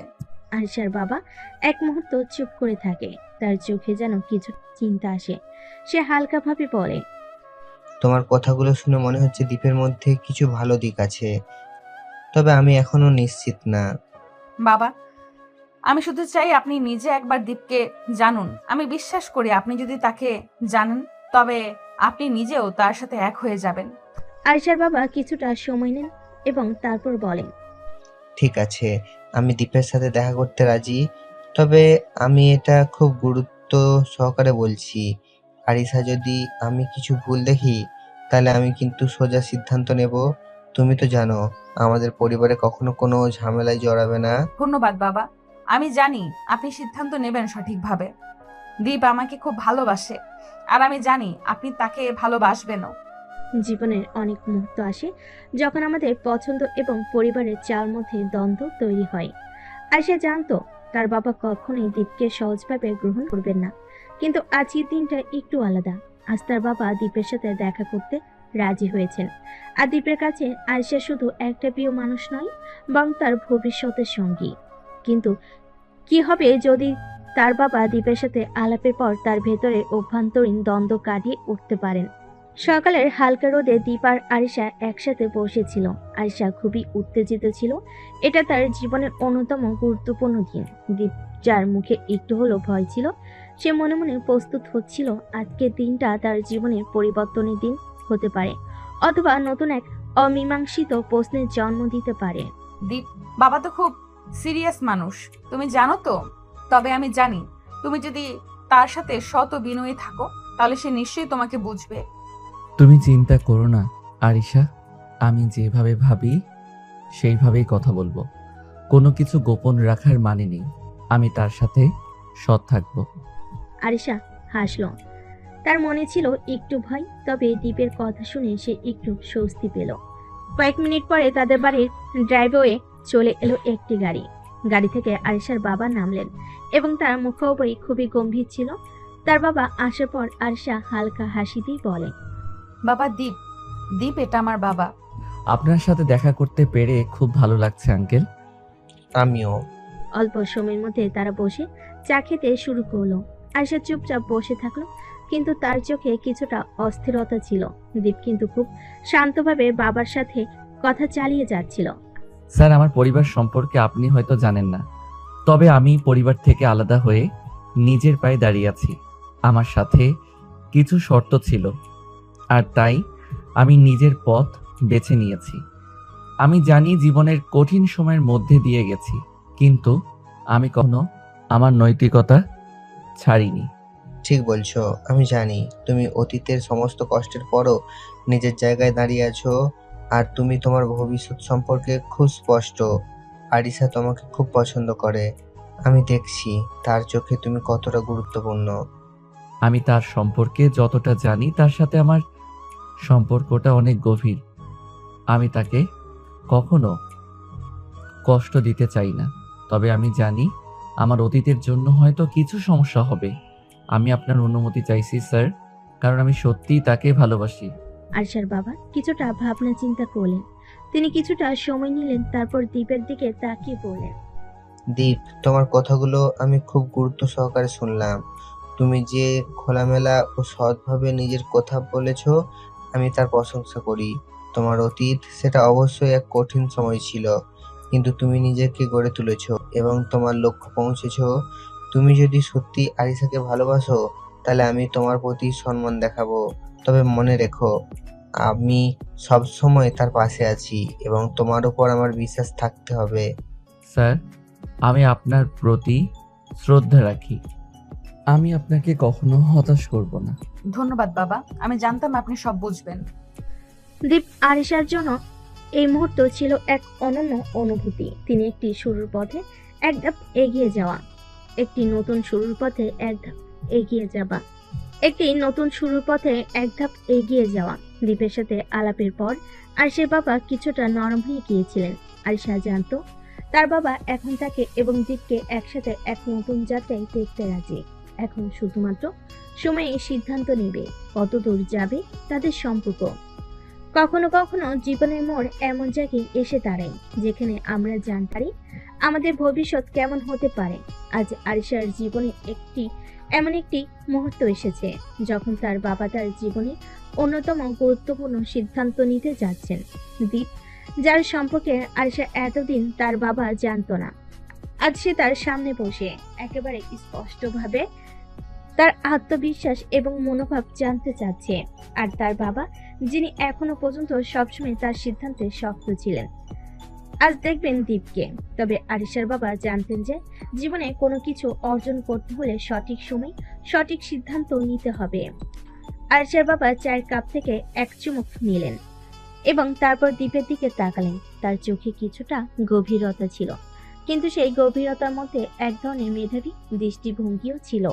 দীপ, তুমি আমাকে যা বলছো তা আমি ভালোভাবে বুঝেছি। আমি জানি তুমি আরিসাকে ভালোবাসো, তবে আমি চাই যে তুমি এখন আর কিছু সময় নিয়ে পড়াশোনাটা শেষ করো। তোমার জীবনের সব সময়টা খুবই গুরুত্বপূর্ণ। তোমার শিক্ষা শেষ হলে আমি তোমাদের জন্য সিদ্ধান্ত নিতে প্রস্তুত।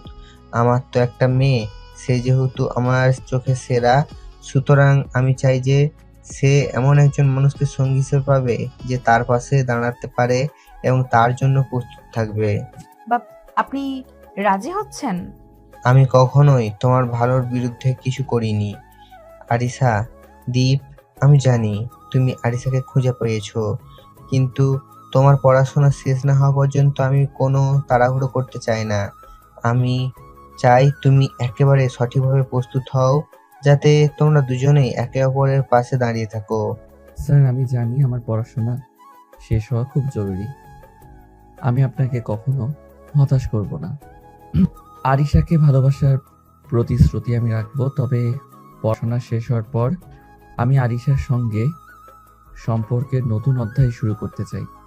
আমি জানি আপনার সম্মতি ছাড়া আমি এই সম্পর্ক এগিয়ে নিয়ে যেতে পারবো না, তাই আমি আপনার সিদ্ধান্তকে শ্রদ্ধা জানাই। ঠিক বলছো দীপ, তুমি যে আত্মবিশ্বাস নিয়ে কথাগুলো বলছো তা আমাকে তোমার প্রতি আরো বিশ্বাসী করে তোলে। তোমার পড়াশোনা শেষ হলে আমি তোমাদের বিয়ে নিয়ে সিদ্ধান্ত নেব। আমি চাই তোমরা দুজনেই ভবিষ্যতের জন্য প্রস্তুত হও এবং আমি নিশ্চিত তোমরা দুজনে একে অপরের জন্য উপযুক্ত।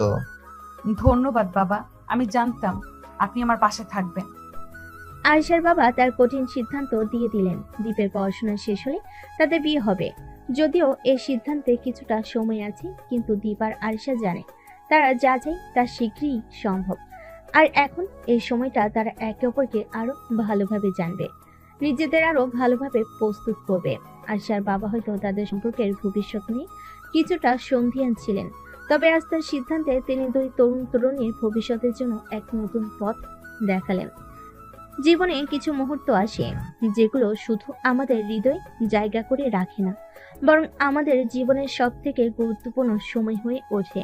আর দীপ আর আরিশা, তারা ঠিক এমন এক সময় পার করছে যেখানে তাদের সম্পর্ক আরো গভীর হয়ে উঠছে, তাদের ভালোবাসার মুহূর্তগুলো আরো রঙিন ও স্মরণীয় হয়ে উঠছে। দীপ এবং আরিশা এখন একে অপরের সাথে কাটানো প্রতিটি দিন উপভোগ করতে শুরু করেছে। বিশ্ববিদ্যালয় ক্লাস, পাড়া মহল্লা, চায়ের কাপ কিংবা মাঝরাতে একে অপরের সাথে ফোনে কথা বলা, এগুলো তাদের দিনকে আরো বিশেষ করে তুলছে। দীপ যখনই আরিশার চোখে চোখ রেখে হাসে, আরিশার হৃদয় সারা পৃথিবী থেকে আরো বেশি আলোকিত হয়ে ওঠে। আর দীপ যে ছিল অনেকটা ধীরে ধীরে এগানো মানুষ, এখন আরিশার সাথে নিজের ভালোবাসা আর অনুভূতিগুলো প্রকাশ করতে কিছুটা খোলামেলা হয়ে উঠেছে।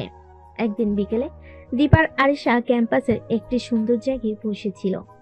আকাশের রং অনেক সুন্দর ছিল, সূর্য অস্ত যাচ্ছে এবং হালকা বাতাস ছিল। দীপ তার হাত ধরে ছিল আর আরিশা একটু অবাক হয়ে তাকিয়েছিল। তোমার কি মনে হয় দীপ, আমাদের সম্পর্কটা এমনই চলবে, না হয় কোনো বাধা আসবে? আমার তো কোনো বাধা দেখি না আপু। যদি তুমি থাকো আমার কাছে পৃথিবীর সবকিছু ঠিক হয়ে যাবে।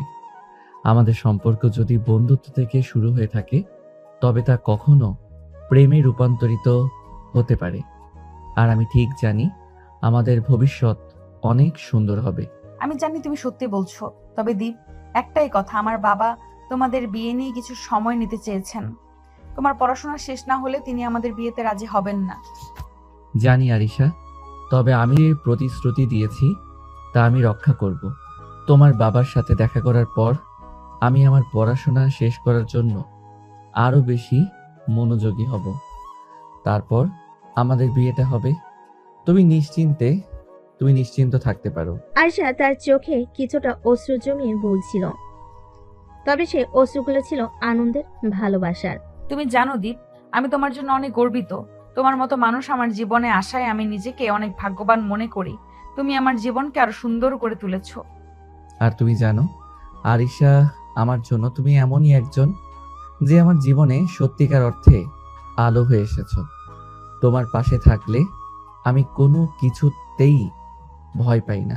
তাদের কথাগুলো খুবই সাধারণ, তবে খুবই গভীর ছিল। এই সুন্দর ছোট্ট মুহূর্তগুলো তাদের সম্পর্ককে আরো মজবুত করে তুলেছিল। দীপ এবং আরিশা তখনই উপলব্ধি করলো তাদের সম্পর্ক শুধুমাত্র ভালোবাসা নয়, একটি বন্ধুও। তাদের কথোপকথন, ছোট ছোট অভিব্যক্তি, একে অপরকে বোঝা, এই সমস্ত কিছু মিলিয়ে তাদের সম্পর্ক এক নতুন রূপ নিয়েছিল। সেদিন আরিশার বাবা যে সিদ্ধান্ত নিয়েছিলেন তা তাদের জীবনের মিষ্টি দিনগুলোকে আরো সুন্দর করে তুলেছিল। তারা জানে তাদের সম্পর্কের পথে কোনো বাধাই আর তাদের ভালোবাসার পথকে থামাতে পারবে না।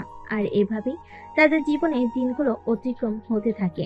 ভালোবাসা, বন্ধুত্ব আর অভ্যস্ততা একে অপরের মধ্যে মিশে গিয়ে এক নিখুঁত সমীকরণ তৈরি করে। আর দীপ আর আরিশা একে অপরের পাশে দাঁড়িয়ে তাদের জীবনের আগামী দিনগুলোকে আলোকিত করে চলেছে।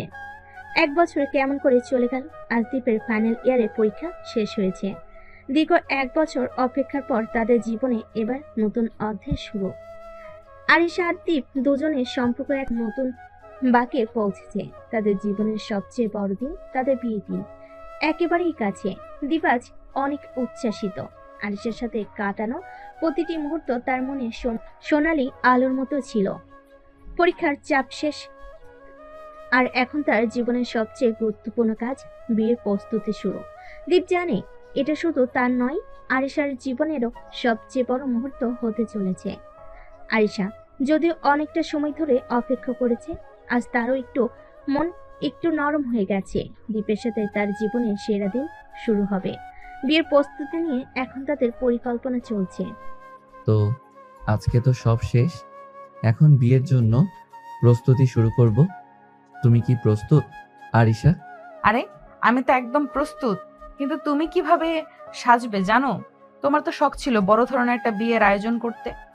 হ্যাঁ, তবে আমি চাই আমার বিয়েটা হবে এমন যেটা আমরা দুজন মনে রাখবো সারা জীবন। খুব বড় না, তবে আমাদের মতোই তোমার পছন্দের কিছু জিনিস হবে। এবং অবশ্যই আমি চাই আমাদের বিয়ের পুরো আয়োজনটাতে তোমার ছোঁয়া থাকুক। আরিশা চুপ করে ভাবছিল।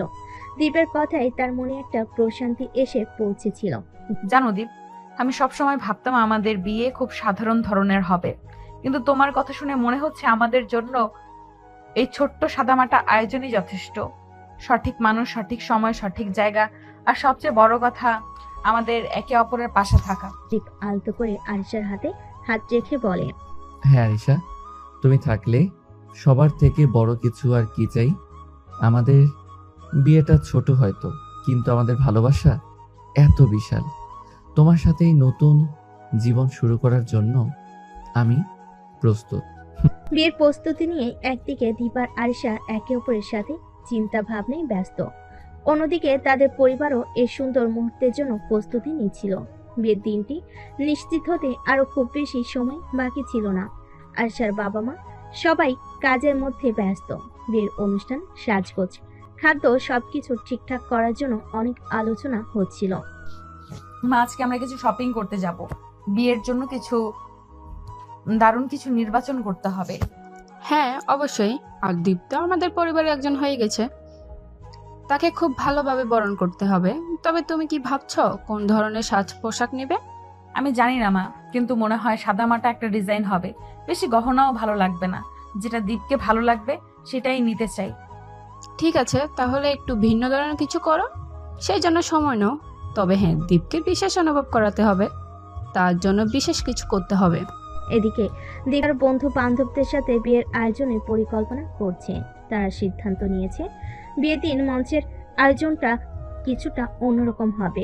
দীপ এবং আরিশা তাদের জীবনের সবচেয়ে বড় দিনটিতে একে অপরকে খুঁজে পাবে এবং তাদের ভালোবাসা আরও গভীর হবে। ঠিক আছে, আমি চাই না আমাদের বিয়ে কোনো সাধারণ বিয়ের মতো হোক। বিশেষ কিছু করতে চাই। তবে আমি চাই তোমরা সবাই মঞ্চের জন্য কিছু প্রস্তুতি নাও, আর আরিশাকে সারপ্রাইজ দেওয়ার মতো কিছু হোক। বুঝেছি দীপ, আমরা জানি তোমার কল্পনা কতটা বিশাল। আশা করি সবকিছু ঠিকঠাক হবে। আর এভাবেই দীপ এবং আরিশা একে অপরের সাথে ভবিষ্যতের জন্য নিজেদের প্রস্তুত করতে থাকে।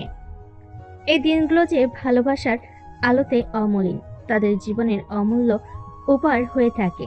তাদের বিয়ে দিন, যা তাদের জীবনের সবচেয়ে গুরুত্বপূর্ণ দিন হয়ে উঠবে, তা এখন একদম কাছে চলে এসেছে। সময়টা যেন সত্যি উড়ে গেল।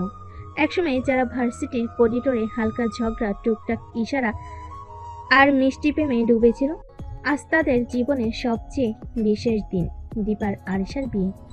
প্রেমের পরীক্ষার উত্তীর্ণ হয়ে তারা আজ একে অপরের জীবনসঙ্গী হতে যাচ্ছে। সকাল থেকে চারপাশে ব্যস্ততা, হাসি, আনন্দ, সাজসজ্জার ধুম লেগে আছে। বিয়ের ঘরে গানের সুরে মুগ্ধতা ছড়াচ্ছে। সোনালি শাড়িতে আয়েশা যেন স্বপ্ন থেকে নেমে আসা কোনো রাজকন্যা, আর দীপের শেরওয়ানিতে যেন হাজার বছরের প্রেমিক পুরুষ। দীপের চোখ একবার আয়েশার চোখের দিকে যেতেই আয়েশা হালকা লাজুক হাসি দিয়ে চোখ নামিয়ে নিল। কিন্তু ওই এক ঝলক চোখের ভাষায় তাদের একে অপরের প্রতি ভালোবাসা ঠিকই ধরা পড়ে গেল। আজ মনে হচ্ছে আমি পৃথিবীর সবচেয়ে সৌভাগ্যবান মানুষ। আর আমি পৃথিবীর সবচেয়ে ভাগ্যবান মেয়ে, তোমাকে পেয়েছি বলে। বিয়ের কাবিন নামেই শুরু হলো। মোল্লা সাহেবের ঘোষণা, আপনাদের বিবাহ সম্পূর্ণ হলো। এই শব্দে পরিবারের হইচই পড়ে গেল। দীপার আর সে এখন স্বামী স্ত্রী। পুরো আয়োজন জুড়ে আনন্দের ঢেউ বাসরাতে। ঘরটা ফুলে ফুলে সাজানো, মৃদু আলো, হালকা আদর আর শান্ত সুরে ভেসে থাকা একটা রোমান্টিক পরিবেশ। আয়েশা বসে আছে বিছানার এক পাশে, লাল ঘোমটায় মুখ ঢাকা। দীপ ধীরে ধীরে ঘরে ঢোকে, কিছুটা নার্ভাস, কিছুটা উত্তেজিত। আরিশা, মানে আজ থেকে তুমি শুধু আমার স্ত্রী না, আমার সবচেয়ে ভালো বন্ধু, আমার সাথী, আমার জীবন। আর তুমি আমার দুষ্টু জুনিয়র প্রেমিক থেকে এখন আমার হাবিব, আমার সবকিছু। দীপ ধীরে ঘোমটাটা সরিয়ে দেয়, চোখে চোখ পড়ে, একটা গভীর ভালোবাসা চারপাশে ছড়িয়ে পড়ে। দীপ আরিশার হাত ধরে। তোমার সাথে কাটানো প্রতিটা মুহূর্ত আমার জীবনের শ্রেষ্ঠ সময়। আমি কথা দিচ্ছি, জীবনের প্রতিটা দিন তোমাকে হাসিয়ে রাখবো। যত কষ্টই আসুক, তোমার হাতটা কখনো ছেড়ে যাব না। আমিও কথা দিচ্ছি, যতটা সম্ভব তোমার পাশে থাকবো। তোমাকে বোঝার চেষ্টা করব, ভালোবাসবো নিঃস্বার্থভাবে। দীপ এগিয়ে এসে একে অপরকে জড়িয়ে ধরে। ওদের মাঝে কোনো দূরত্ব নেই, কোনো লজ্জা নেই, শুধু গভীর ভালোবাসার এক অনন্য অনুভব। এখন দীপ ধীরে ধীরে আয়েশাকে খাটে শুইয়ে দেয়, তারপর তার উপরে উঠে খাটের সাথে তার হাত চেপে ধরে তাকে কিস করতে থাকে। তারপর ধীরে ধীরে আয়েশার কাপড় খুলে নেয়। আয়েশা চোখ বন্ধ করে তার জুনিয়র স্বামীর আদর অনুভব করছিল। এক পর্যায়ে তারা দুজন দুজনের বাহুতে আবদ্ধ হয়ে যায়। এই রাতটা ছিল তাদের জন্য। এই রাতে তারা একে অপরের মধ্যে হারিয়ে গেল, নতুন জীবনের প্রথম অধ্যায়ে একসাথে পা রাখলো। ভালোবাসার এই যাত্রা, যেখানে তার শুধু প্রেমিক প্রেমিকা ছিল না, বরং একে অপরের জীবনের পূর্ণতা, সেখান থেকেই আজ শুরু হলো স্বামী স্ত্রীর মধুর জীবন। এই রাতে শুধু ফুলের সুবাস ছিল না, ছিল মনের গভীর থেকে আসা বিশ্বাস, ভালোবাসা আর একসাথে থাকার প্রতিশ্রুতি। তাদের নতুন জীবন শুরু হলো। ভালোবাসার সত্যিকারের গল্প এখন শুরু 2 বছর পর। দ্বীপের সাফল্য আরিশার ছায়ার মতো সঙ্গ। সময় কখনো থেমে থাকে না। মুহূর্ত পেরোয় দিনে, দিন পেরোয় বছরে। সেই ছোট্ট দ্বীপ যার চোখে স্বপ্ন ছিল বড় কিছু হবার, যার পাশে ছিল একজন ছায়ার মতো সঙ্গী আরিশা। আজ সে একজন সফল বিজনেসম্যান। আর এই যাত্রায় প্রতিটা ধাপ, প্রতিটা বাধা, সব পেরিয়ে তার হাতটা যিনি শক্ত করে ধরে রেখেছিলেন তিনি আরিশা। সকাল 9টা। দীপ নিজের অফিসে কেবিনে বসে আছে। দেওয়ালে তার কোম্পানির লোগো, ডান পাশে সাজানো 3টি অ্যাওয়ার্ড। বিজনেস ম্যাগাজিনে তার কভার পিকচার বেরিয়েছে, young entrepreneur of the year. হঠাৎ দরজা খুলে গেল। আয়শা তখন কফি নিয়ে এসে বলে, আপনি বস, কিন্তু এখনো কফিটা আমি বানিয়ে দিই। এখনো আপনি? তুমি আর বস হলে চলবে না, অফিসেও প্রেমিকের আধিক্যতা। আমি তো এখন প্রেমিক না, তোমার হাজবেন্ড, তোমার গর্ব। ওকে ওকে, এবার কফি খাও। দীপ কফি কাপ হাতে নিয়ে চেয়ারে হেলান দিয়ে বসে। জানো আরিশা, এই 2 বছরে যেসব মুহূর্তে আমি হার মেনে ফেলতে চেয়েছি, সেসব মুহূর্তে শুধু তোমার মুখটাই ভেসে উঠেছে। তোমার বিশ্বাসটা যেন আমার সবচেয়ে বড় জ্বালানি ছিল। আমি জানতাম তুমি পারবে। তুমি তখনও বলেছিলে তোমাকে হাসিয়ে রাখবো, মনে আছে? এখন হাসিটাই আমার শক্তি। দীপ ধীরে উঠে আসে। ওর ডেস্ক থেকে একটা ছোট বক্স নিয়ে আসে। এটা তোমার জন্য। কি আছে এর মধ্যে? খুলে দেখো। আয়শা খুলে দেখে একটা ছোট্ট সোনা চেন, পেন্ডেন্টে লেখা মাই স্ট্রং আরিশা। আয়শা তখন চোখ ভিজে যায়। দীপ, তুমি আমার জার্নির অংশ না, তুমি পুরো জার্নিটাই। দীপ ওর কাঁধে হাত রাখে, একটুখানি কাঁপা কাঁপা গলায় বলে, আমি যা হয়েছি তা শুধু তোমার কারণে। আমার সফলতা মানেই আমাদের সফলতা। তুমি থাকলে আমি সব পারবো। 2 বছর আগে সেই প্রেমিকা আজ সাফল্যের চূড়ায় দাঁড়িয়ে। দীপ আজ সমাজের এক নামকরা তরুণ উদ্যোক্তা, আর আয়েশা তার প্রেরণা, তার বিশ্বাস, তার ভালোবাসার ঘর। এই গল্প শুধু সাফল্য নয়, ভালোবাসা দিয়ে গড়া এক সফল জীবনের। তুমি যদি চাও পরবর্তী পর্বে আমরা দেখাতে পারি তাদের সংসারের নতুন অধ্যায়, ভবিষ্যতের পরিকল্পনা, সন্তান, কিংবা জীবনে আরো গভীর বাঁক, বলো কোন দিকে নিয়ে যাই? সময় বদলায়, মানুষ বদলায়, কিন্তু অভিমান সে থেকেই যায়। দীপ সফল, দীপ ভালোবাসার মানুষকে পেয়েছে, কিন্তু পরিবারের নাম শুনলেই এখনো বুকটা কেঁপে ওঠে। তারা ফিরিয়ে দেয়নি ঠিকই, কিন্তু যে কথাগুলো বলেছিল সেগুলোই ওর আত্মাকে চিরে ফেলেছিল একদিন। দীপ ও আরিশার মাঝে এক সন্ধ্যায় শান্ত আলো আধারিতে কথা হচ্ছে।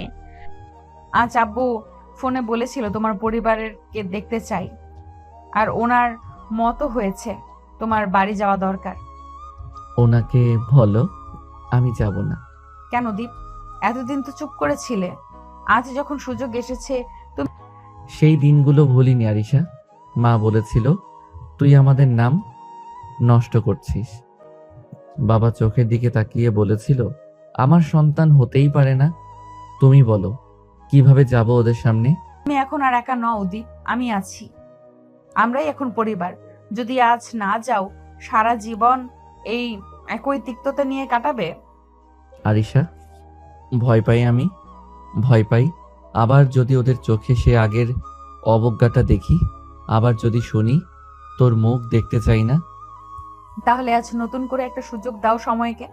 হয়তো তারা আগের মতো নেই, হয়তো তোমার মতো তারাও অপেক্ষা করছে। কেবল কেউ প্রথম এগিয়ে আসেনি। সময় দিও আমাকে, শুধু একটু সময়। কিছু সিদ্ধান্ত নেওয়ার জন্য শক্ত হতে হয় না, নরম হতে হয়। সময় হয়তো দ্বীপকে ভেঙে দেবে, আবার গড়ে তুলবে, কিন্তু সেই পথ চালায় তার হাত ধরে কেউ তো আছেই, আরিশা। হয়তো সেই ভালোবাসায় তাকে আবার ফিরিয়ে নিয়ে যাবে নিজের সে করে। 27শে এপ্রিল আজ সেই দিন যেদিন দীপ তার পরিবার ছেড়ে গিয়েছিল। বুকে অভিমান, মনে বিষাদ, তবে তখন সে এক দ্বীপ ছিল যার চারপাশে ঘোর অন্ধকার। আজ সে ফিরছে, কিন্তু একা নয়, তার সাথে আছে তার আলো, তার ভালোবাসা, আরিশা। সন্ধ্যার পর শহরের অন্যতম নামকরা বসুন্ধরা এলাকার একটি বিশাল ক্লাসিক বাংলো বাড়ি। আজ বাড়িতে সাত রব। দীপের বাবার জন্মদিন উপলক্ষে পরিবারের অনেক আত্মীয় স্বজন জড়ো হয়েছে।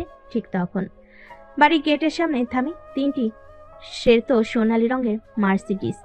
প্রথম ও শেষ গাড়ি দরজা খুলে প্রথমে বের হয় কয়েকজন স্যুট পরা, কানে ব্লুটুথ লাগানো নিরাপত্তা রক্ষী। তারা সবার আগেই এলোমেলো লোকজনকে সরিয়ে একপাশে দাঁড় করায়। তারপর ধীরে ধীরে মাঝখানে গাড়ি থেকে নেমে আসে দীপ। পরনে কালো শেরওয়ানি, বুক বরাবর মোটা একটা সোনালী বর্ডার, চোখে হালকা সানগ্লাস, চুল একেবারে ক্লাসিক স্টাইলে সেট করা। পাশ থেকে নেমে আসে আরিশা, গাজরে গাঢ় লাল শাড়ি, গহনার হালকা অথচ ন্যাচারাল সৌন্দর্য। দীপের বাহুতে হাত রেখে সোজা এগিয়ে যায় প্রধান দরজার দিকে। হঠাৎ ঘরে এক গুঞ্জন। ওই দেখো, ওই কি দীপ না? ফিরে এসেছে। বাহ, কত বদলে গেছে। একদম বিজনেসম্যানের লুক। দীপ এগিয়ে যায়, সবার সামনে দাঁড়ায়। দীপের দাদি এসে থমকে দাঁড়। দীপ হাঁটুকে বসে তার পা ছুঁয়ে বলে, দাদিমা, ফিরে এসেছি, তোমার সেই অবুঝ দ্বীপ, তবে এবার একজন দায়িত্ববান পুরুষ হয়ে। তুই ফিরে এসেছিস? আমি জানতাম তোকে ঠকানো যায় না। আরিশা এগিয়ে এসে দাদির পা ছুঁই। দাদি বুঝতে পারে এটা দীপের বউ। এই যে আমার নাত বউ। হায় হায়, এই বয়সে সতীন পেয়ে গেলাম বুঝি। হ্যাঁ দাদি, হ্যাঁ দাদিমা, আমি সতীন নই, আমি দীপের তুমিই তো। তাদের হাসি ঠাট্টায় দেহ মন্দিরে ছড়িয়ে পড়ে। হঠাৎ দীপের মা এসে সামনে দাঁড়ায়, মুখে কান্না চেপে রাখা, চোখে হাজার অভিমান। মা, চিনতে পারছো? চোখ বন্ধ করে চিনে ফেলেছি সেই ছোট্ট দীপকে, যে একদিন কাঁদতে কাঁদতে বাড়ি ছেড়েছিল, আজ ফিরেছে বিজয়ী হয়ে। সেই সময় দীপ তার পরিবারের ভেতর দাঁড়িয়েছিল রাজকীয় দৃঢ়তায়, পাশে ছিল তার ভালোবাসা। একদিন যে দীপ অবহেলিত ছিল, আজ সে সকলের সামনে দাঁড়িয়ে গর্বিত, সফল আর ভালোবাসার জয়গান গাইছে। দীপের বাবা এসে সামনে দাঁড়ালেন। দীপ চোখ নামিয়ে দাঁড়িয়েছিল। তখন তার বাবা পায়ের আওয়াজ শুনে ঘুরে দাঁড়ালেন। চোখের সামনে কঠোরতা ছিল, কিন্তু সেই কঠোরতার মাঝেও কিছু একটিবার প্রশংসার ঝিলিক ছিল। বাবা, আমি আসছি। তুমি ফিরে এসেছো, কিন্তু আমি তো জানি না কিভাবে তোমার কাছে আসব। অনেক কিছুই বুঝতে পারি, তোমাকে হারানোর সংখ্যা ছিল। বাবা, আমি কখনো হারিয়ে যাইনি। তোমাদের পছন্দের কাছে আসা সহজ ছিল না, কিন্তু আমি বুঝতে পেরেছি নিজের পথ নিজেই তৈরি করতে হয়। আজ ফিরেছি শুধুমাত্র নিজের শক্তির কারণে, আর তোমার জন্য। তুমি যেভাবে ফিরেছো তা বিশ্বাস করতে অনেক সময় লেগেছে, কিন্তু জানো, তোমার হৃদয় বুঝেছি। এক পা এগিয়ে গিয়ে বাবার কাঁধে হাত রেখে বলল, বাবা, জীবনের যুদ্ধ শুধু বাইরের নয়, ভেতরেরও ছিল, কিন্তু আমি জানি তুমি আমার পাশে আছো। এটা যদি বুঝতে পারতাম প্রথমেই, তো আমার জীবনে এত কিছু হতো না। এখন বুঝতে পারছি, সার্থক হয়ে এসেছো, আর তোমার সাথেই আমাদের পরবর্তী পথও হবে। এভাবে 2 বছরের অভিমান ধীরে ধীরে মুছে যায়। পারিবারিক সম্পর্ক স্থিতিশীল হয় এবং দীপ সেই পরিবারের একজন হয়ে ওঠে, যেখানে ভালোবাসা ও শ্রদ্ধা দুটি অমূল্য সম্পদ হয়ে ওঠে। আমরা এই গল্প থেকে অনেক কিছু শিখলাম। এই গল্পটি এক আত্মবিশ্বাসী যুবক দীপের জীবনের সংগ্রাম ও জয়গাথা। দীপ যেভাবে তার জীবনে বিপর্যয়, পারিবারিক অসন্তোষ ও অভিমানকে অতিক্রম করে সফলতা অর্জন করেছে, এটি জীবনের কঠিন সময়ে দাঁড়িয়ে নিজের যোগ্যতা প্রমাণ করার এক অনন্য উদাহরণ। দীপ, যিনি একসময় পরিবার থেকে বিচ্ছিন্ন হয়ে গিয়েছিল, কিন্তু তার আত্মবিশ্বাস, কঠোর পরিশ্রম এবং তার ভালোবাসার প্রতি নিষ্ঠা তাকে আবার তার পরিবারের কাছে ফিরিয়ে আনে। আয়েশা দীপের জীবনে ভালোবাসা তার পাশে দাঁড়িয়ে দীপকে আগের অবস্থান থেকে আরো শক্তিশালী এবং আত্মবিশ্বাসী হতে সাহায্য করেছে। গল্পটির শেষের দিকে দীপ তার বাবার কাছে ক্ষমা চেয়ে তার পরিবারের প্রতি তার দায়বদ্ধতার কথা বুঝিয়ে দেয়। নিজের আত্মবিশ্বাস ও কঠোর পরিশ্রমে বিশ্বাস রাখা। জীবনে অনেক বাধা আসবে, কিন্তু নিজের উপর বিশ্বাস রেখে কঠোর পরিশ্রম করলে সফলতা অর্জন সম্ভব। দীপের মতো, যিনি অভিমান, কষ্ট এবং বিচ্ছিন্নতার পরও নিজের শক্তি খুঁজে পায় এবং জয়লাভ করে। ভালোবাসা ও পারিবারিক সম্পর্ক। জীবন যুদ্ধে ভালোবাসা এবং সম্পর্কগুলো গুরুত্বপূর্ণ ভূমিকা পালন করে। দীপ এবং আরিশার সম্পর্ক তাদের পরস্পরের প্রতি ভালোবাসা, একে অপরের সমর্থন এবং জীবন যুদ্ধে পাশে দাঁড়ানোর দৃঢ়তা তাদের জন্য সফলতার দরজা খুলে দেয়। ক্ষমা ও সম্পর্কের পুনঃস্থাপন। দীপ তার বাবা মায়ের কাছ থেকে দূরে চলে গিয়েছিল, কিন্তু শেষ পর্যন্ত সে তাদের কাছে ফিরে এসেছে এবং নিজের ভুলগুলো স্বীকার করে তাদের ক্ষমা পেয়েছে। ক্ষমা এবং সম্পর্কের পুনঃস্থাপন জীবনে বড় শিক্ষা। পরিবারের প্রভাব। পারিবারিক সম্পর্ক শুধুমাত্র রক্তের সম্পর্ক নয়, এটি মনের সম্পর্ক। পরিবারের সাথে সম্পর্ক প্রতিষ্ঠা করা, মিষ্টি ও কঠিন মুহূর্তগুলো ভাগাভাগি করে নেওয়া জীবনের এক বিশেষ উপহার। সারসংক্ষেপে এই গল্পটি জীবন, সম্পর্ক এবং আত্মবিশ্বাসের শক্তি সম্পর্কে শিক্ষা দেয়। এটি শিখিয়ে দেয় যে জীবনে সংকট থাকবে, কিন্তু যদি আমরা নিজেদের মধ্যে বিশ্বাস রাখি, আমাদের ভালোবাসা ও পরিবারকে সমর্থন করি, তাহলে আমরা সফল হতে পারবো। তো আজকে এখানেই বিদায় নিচ্ছি। দোয়া করবেন দীপ ও আরিশার জন্য।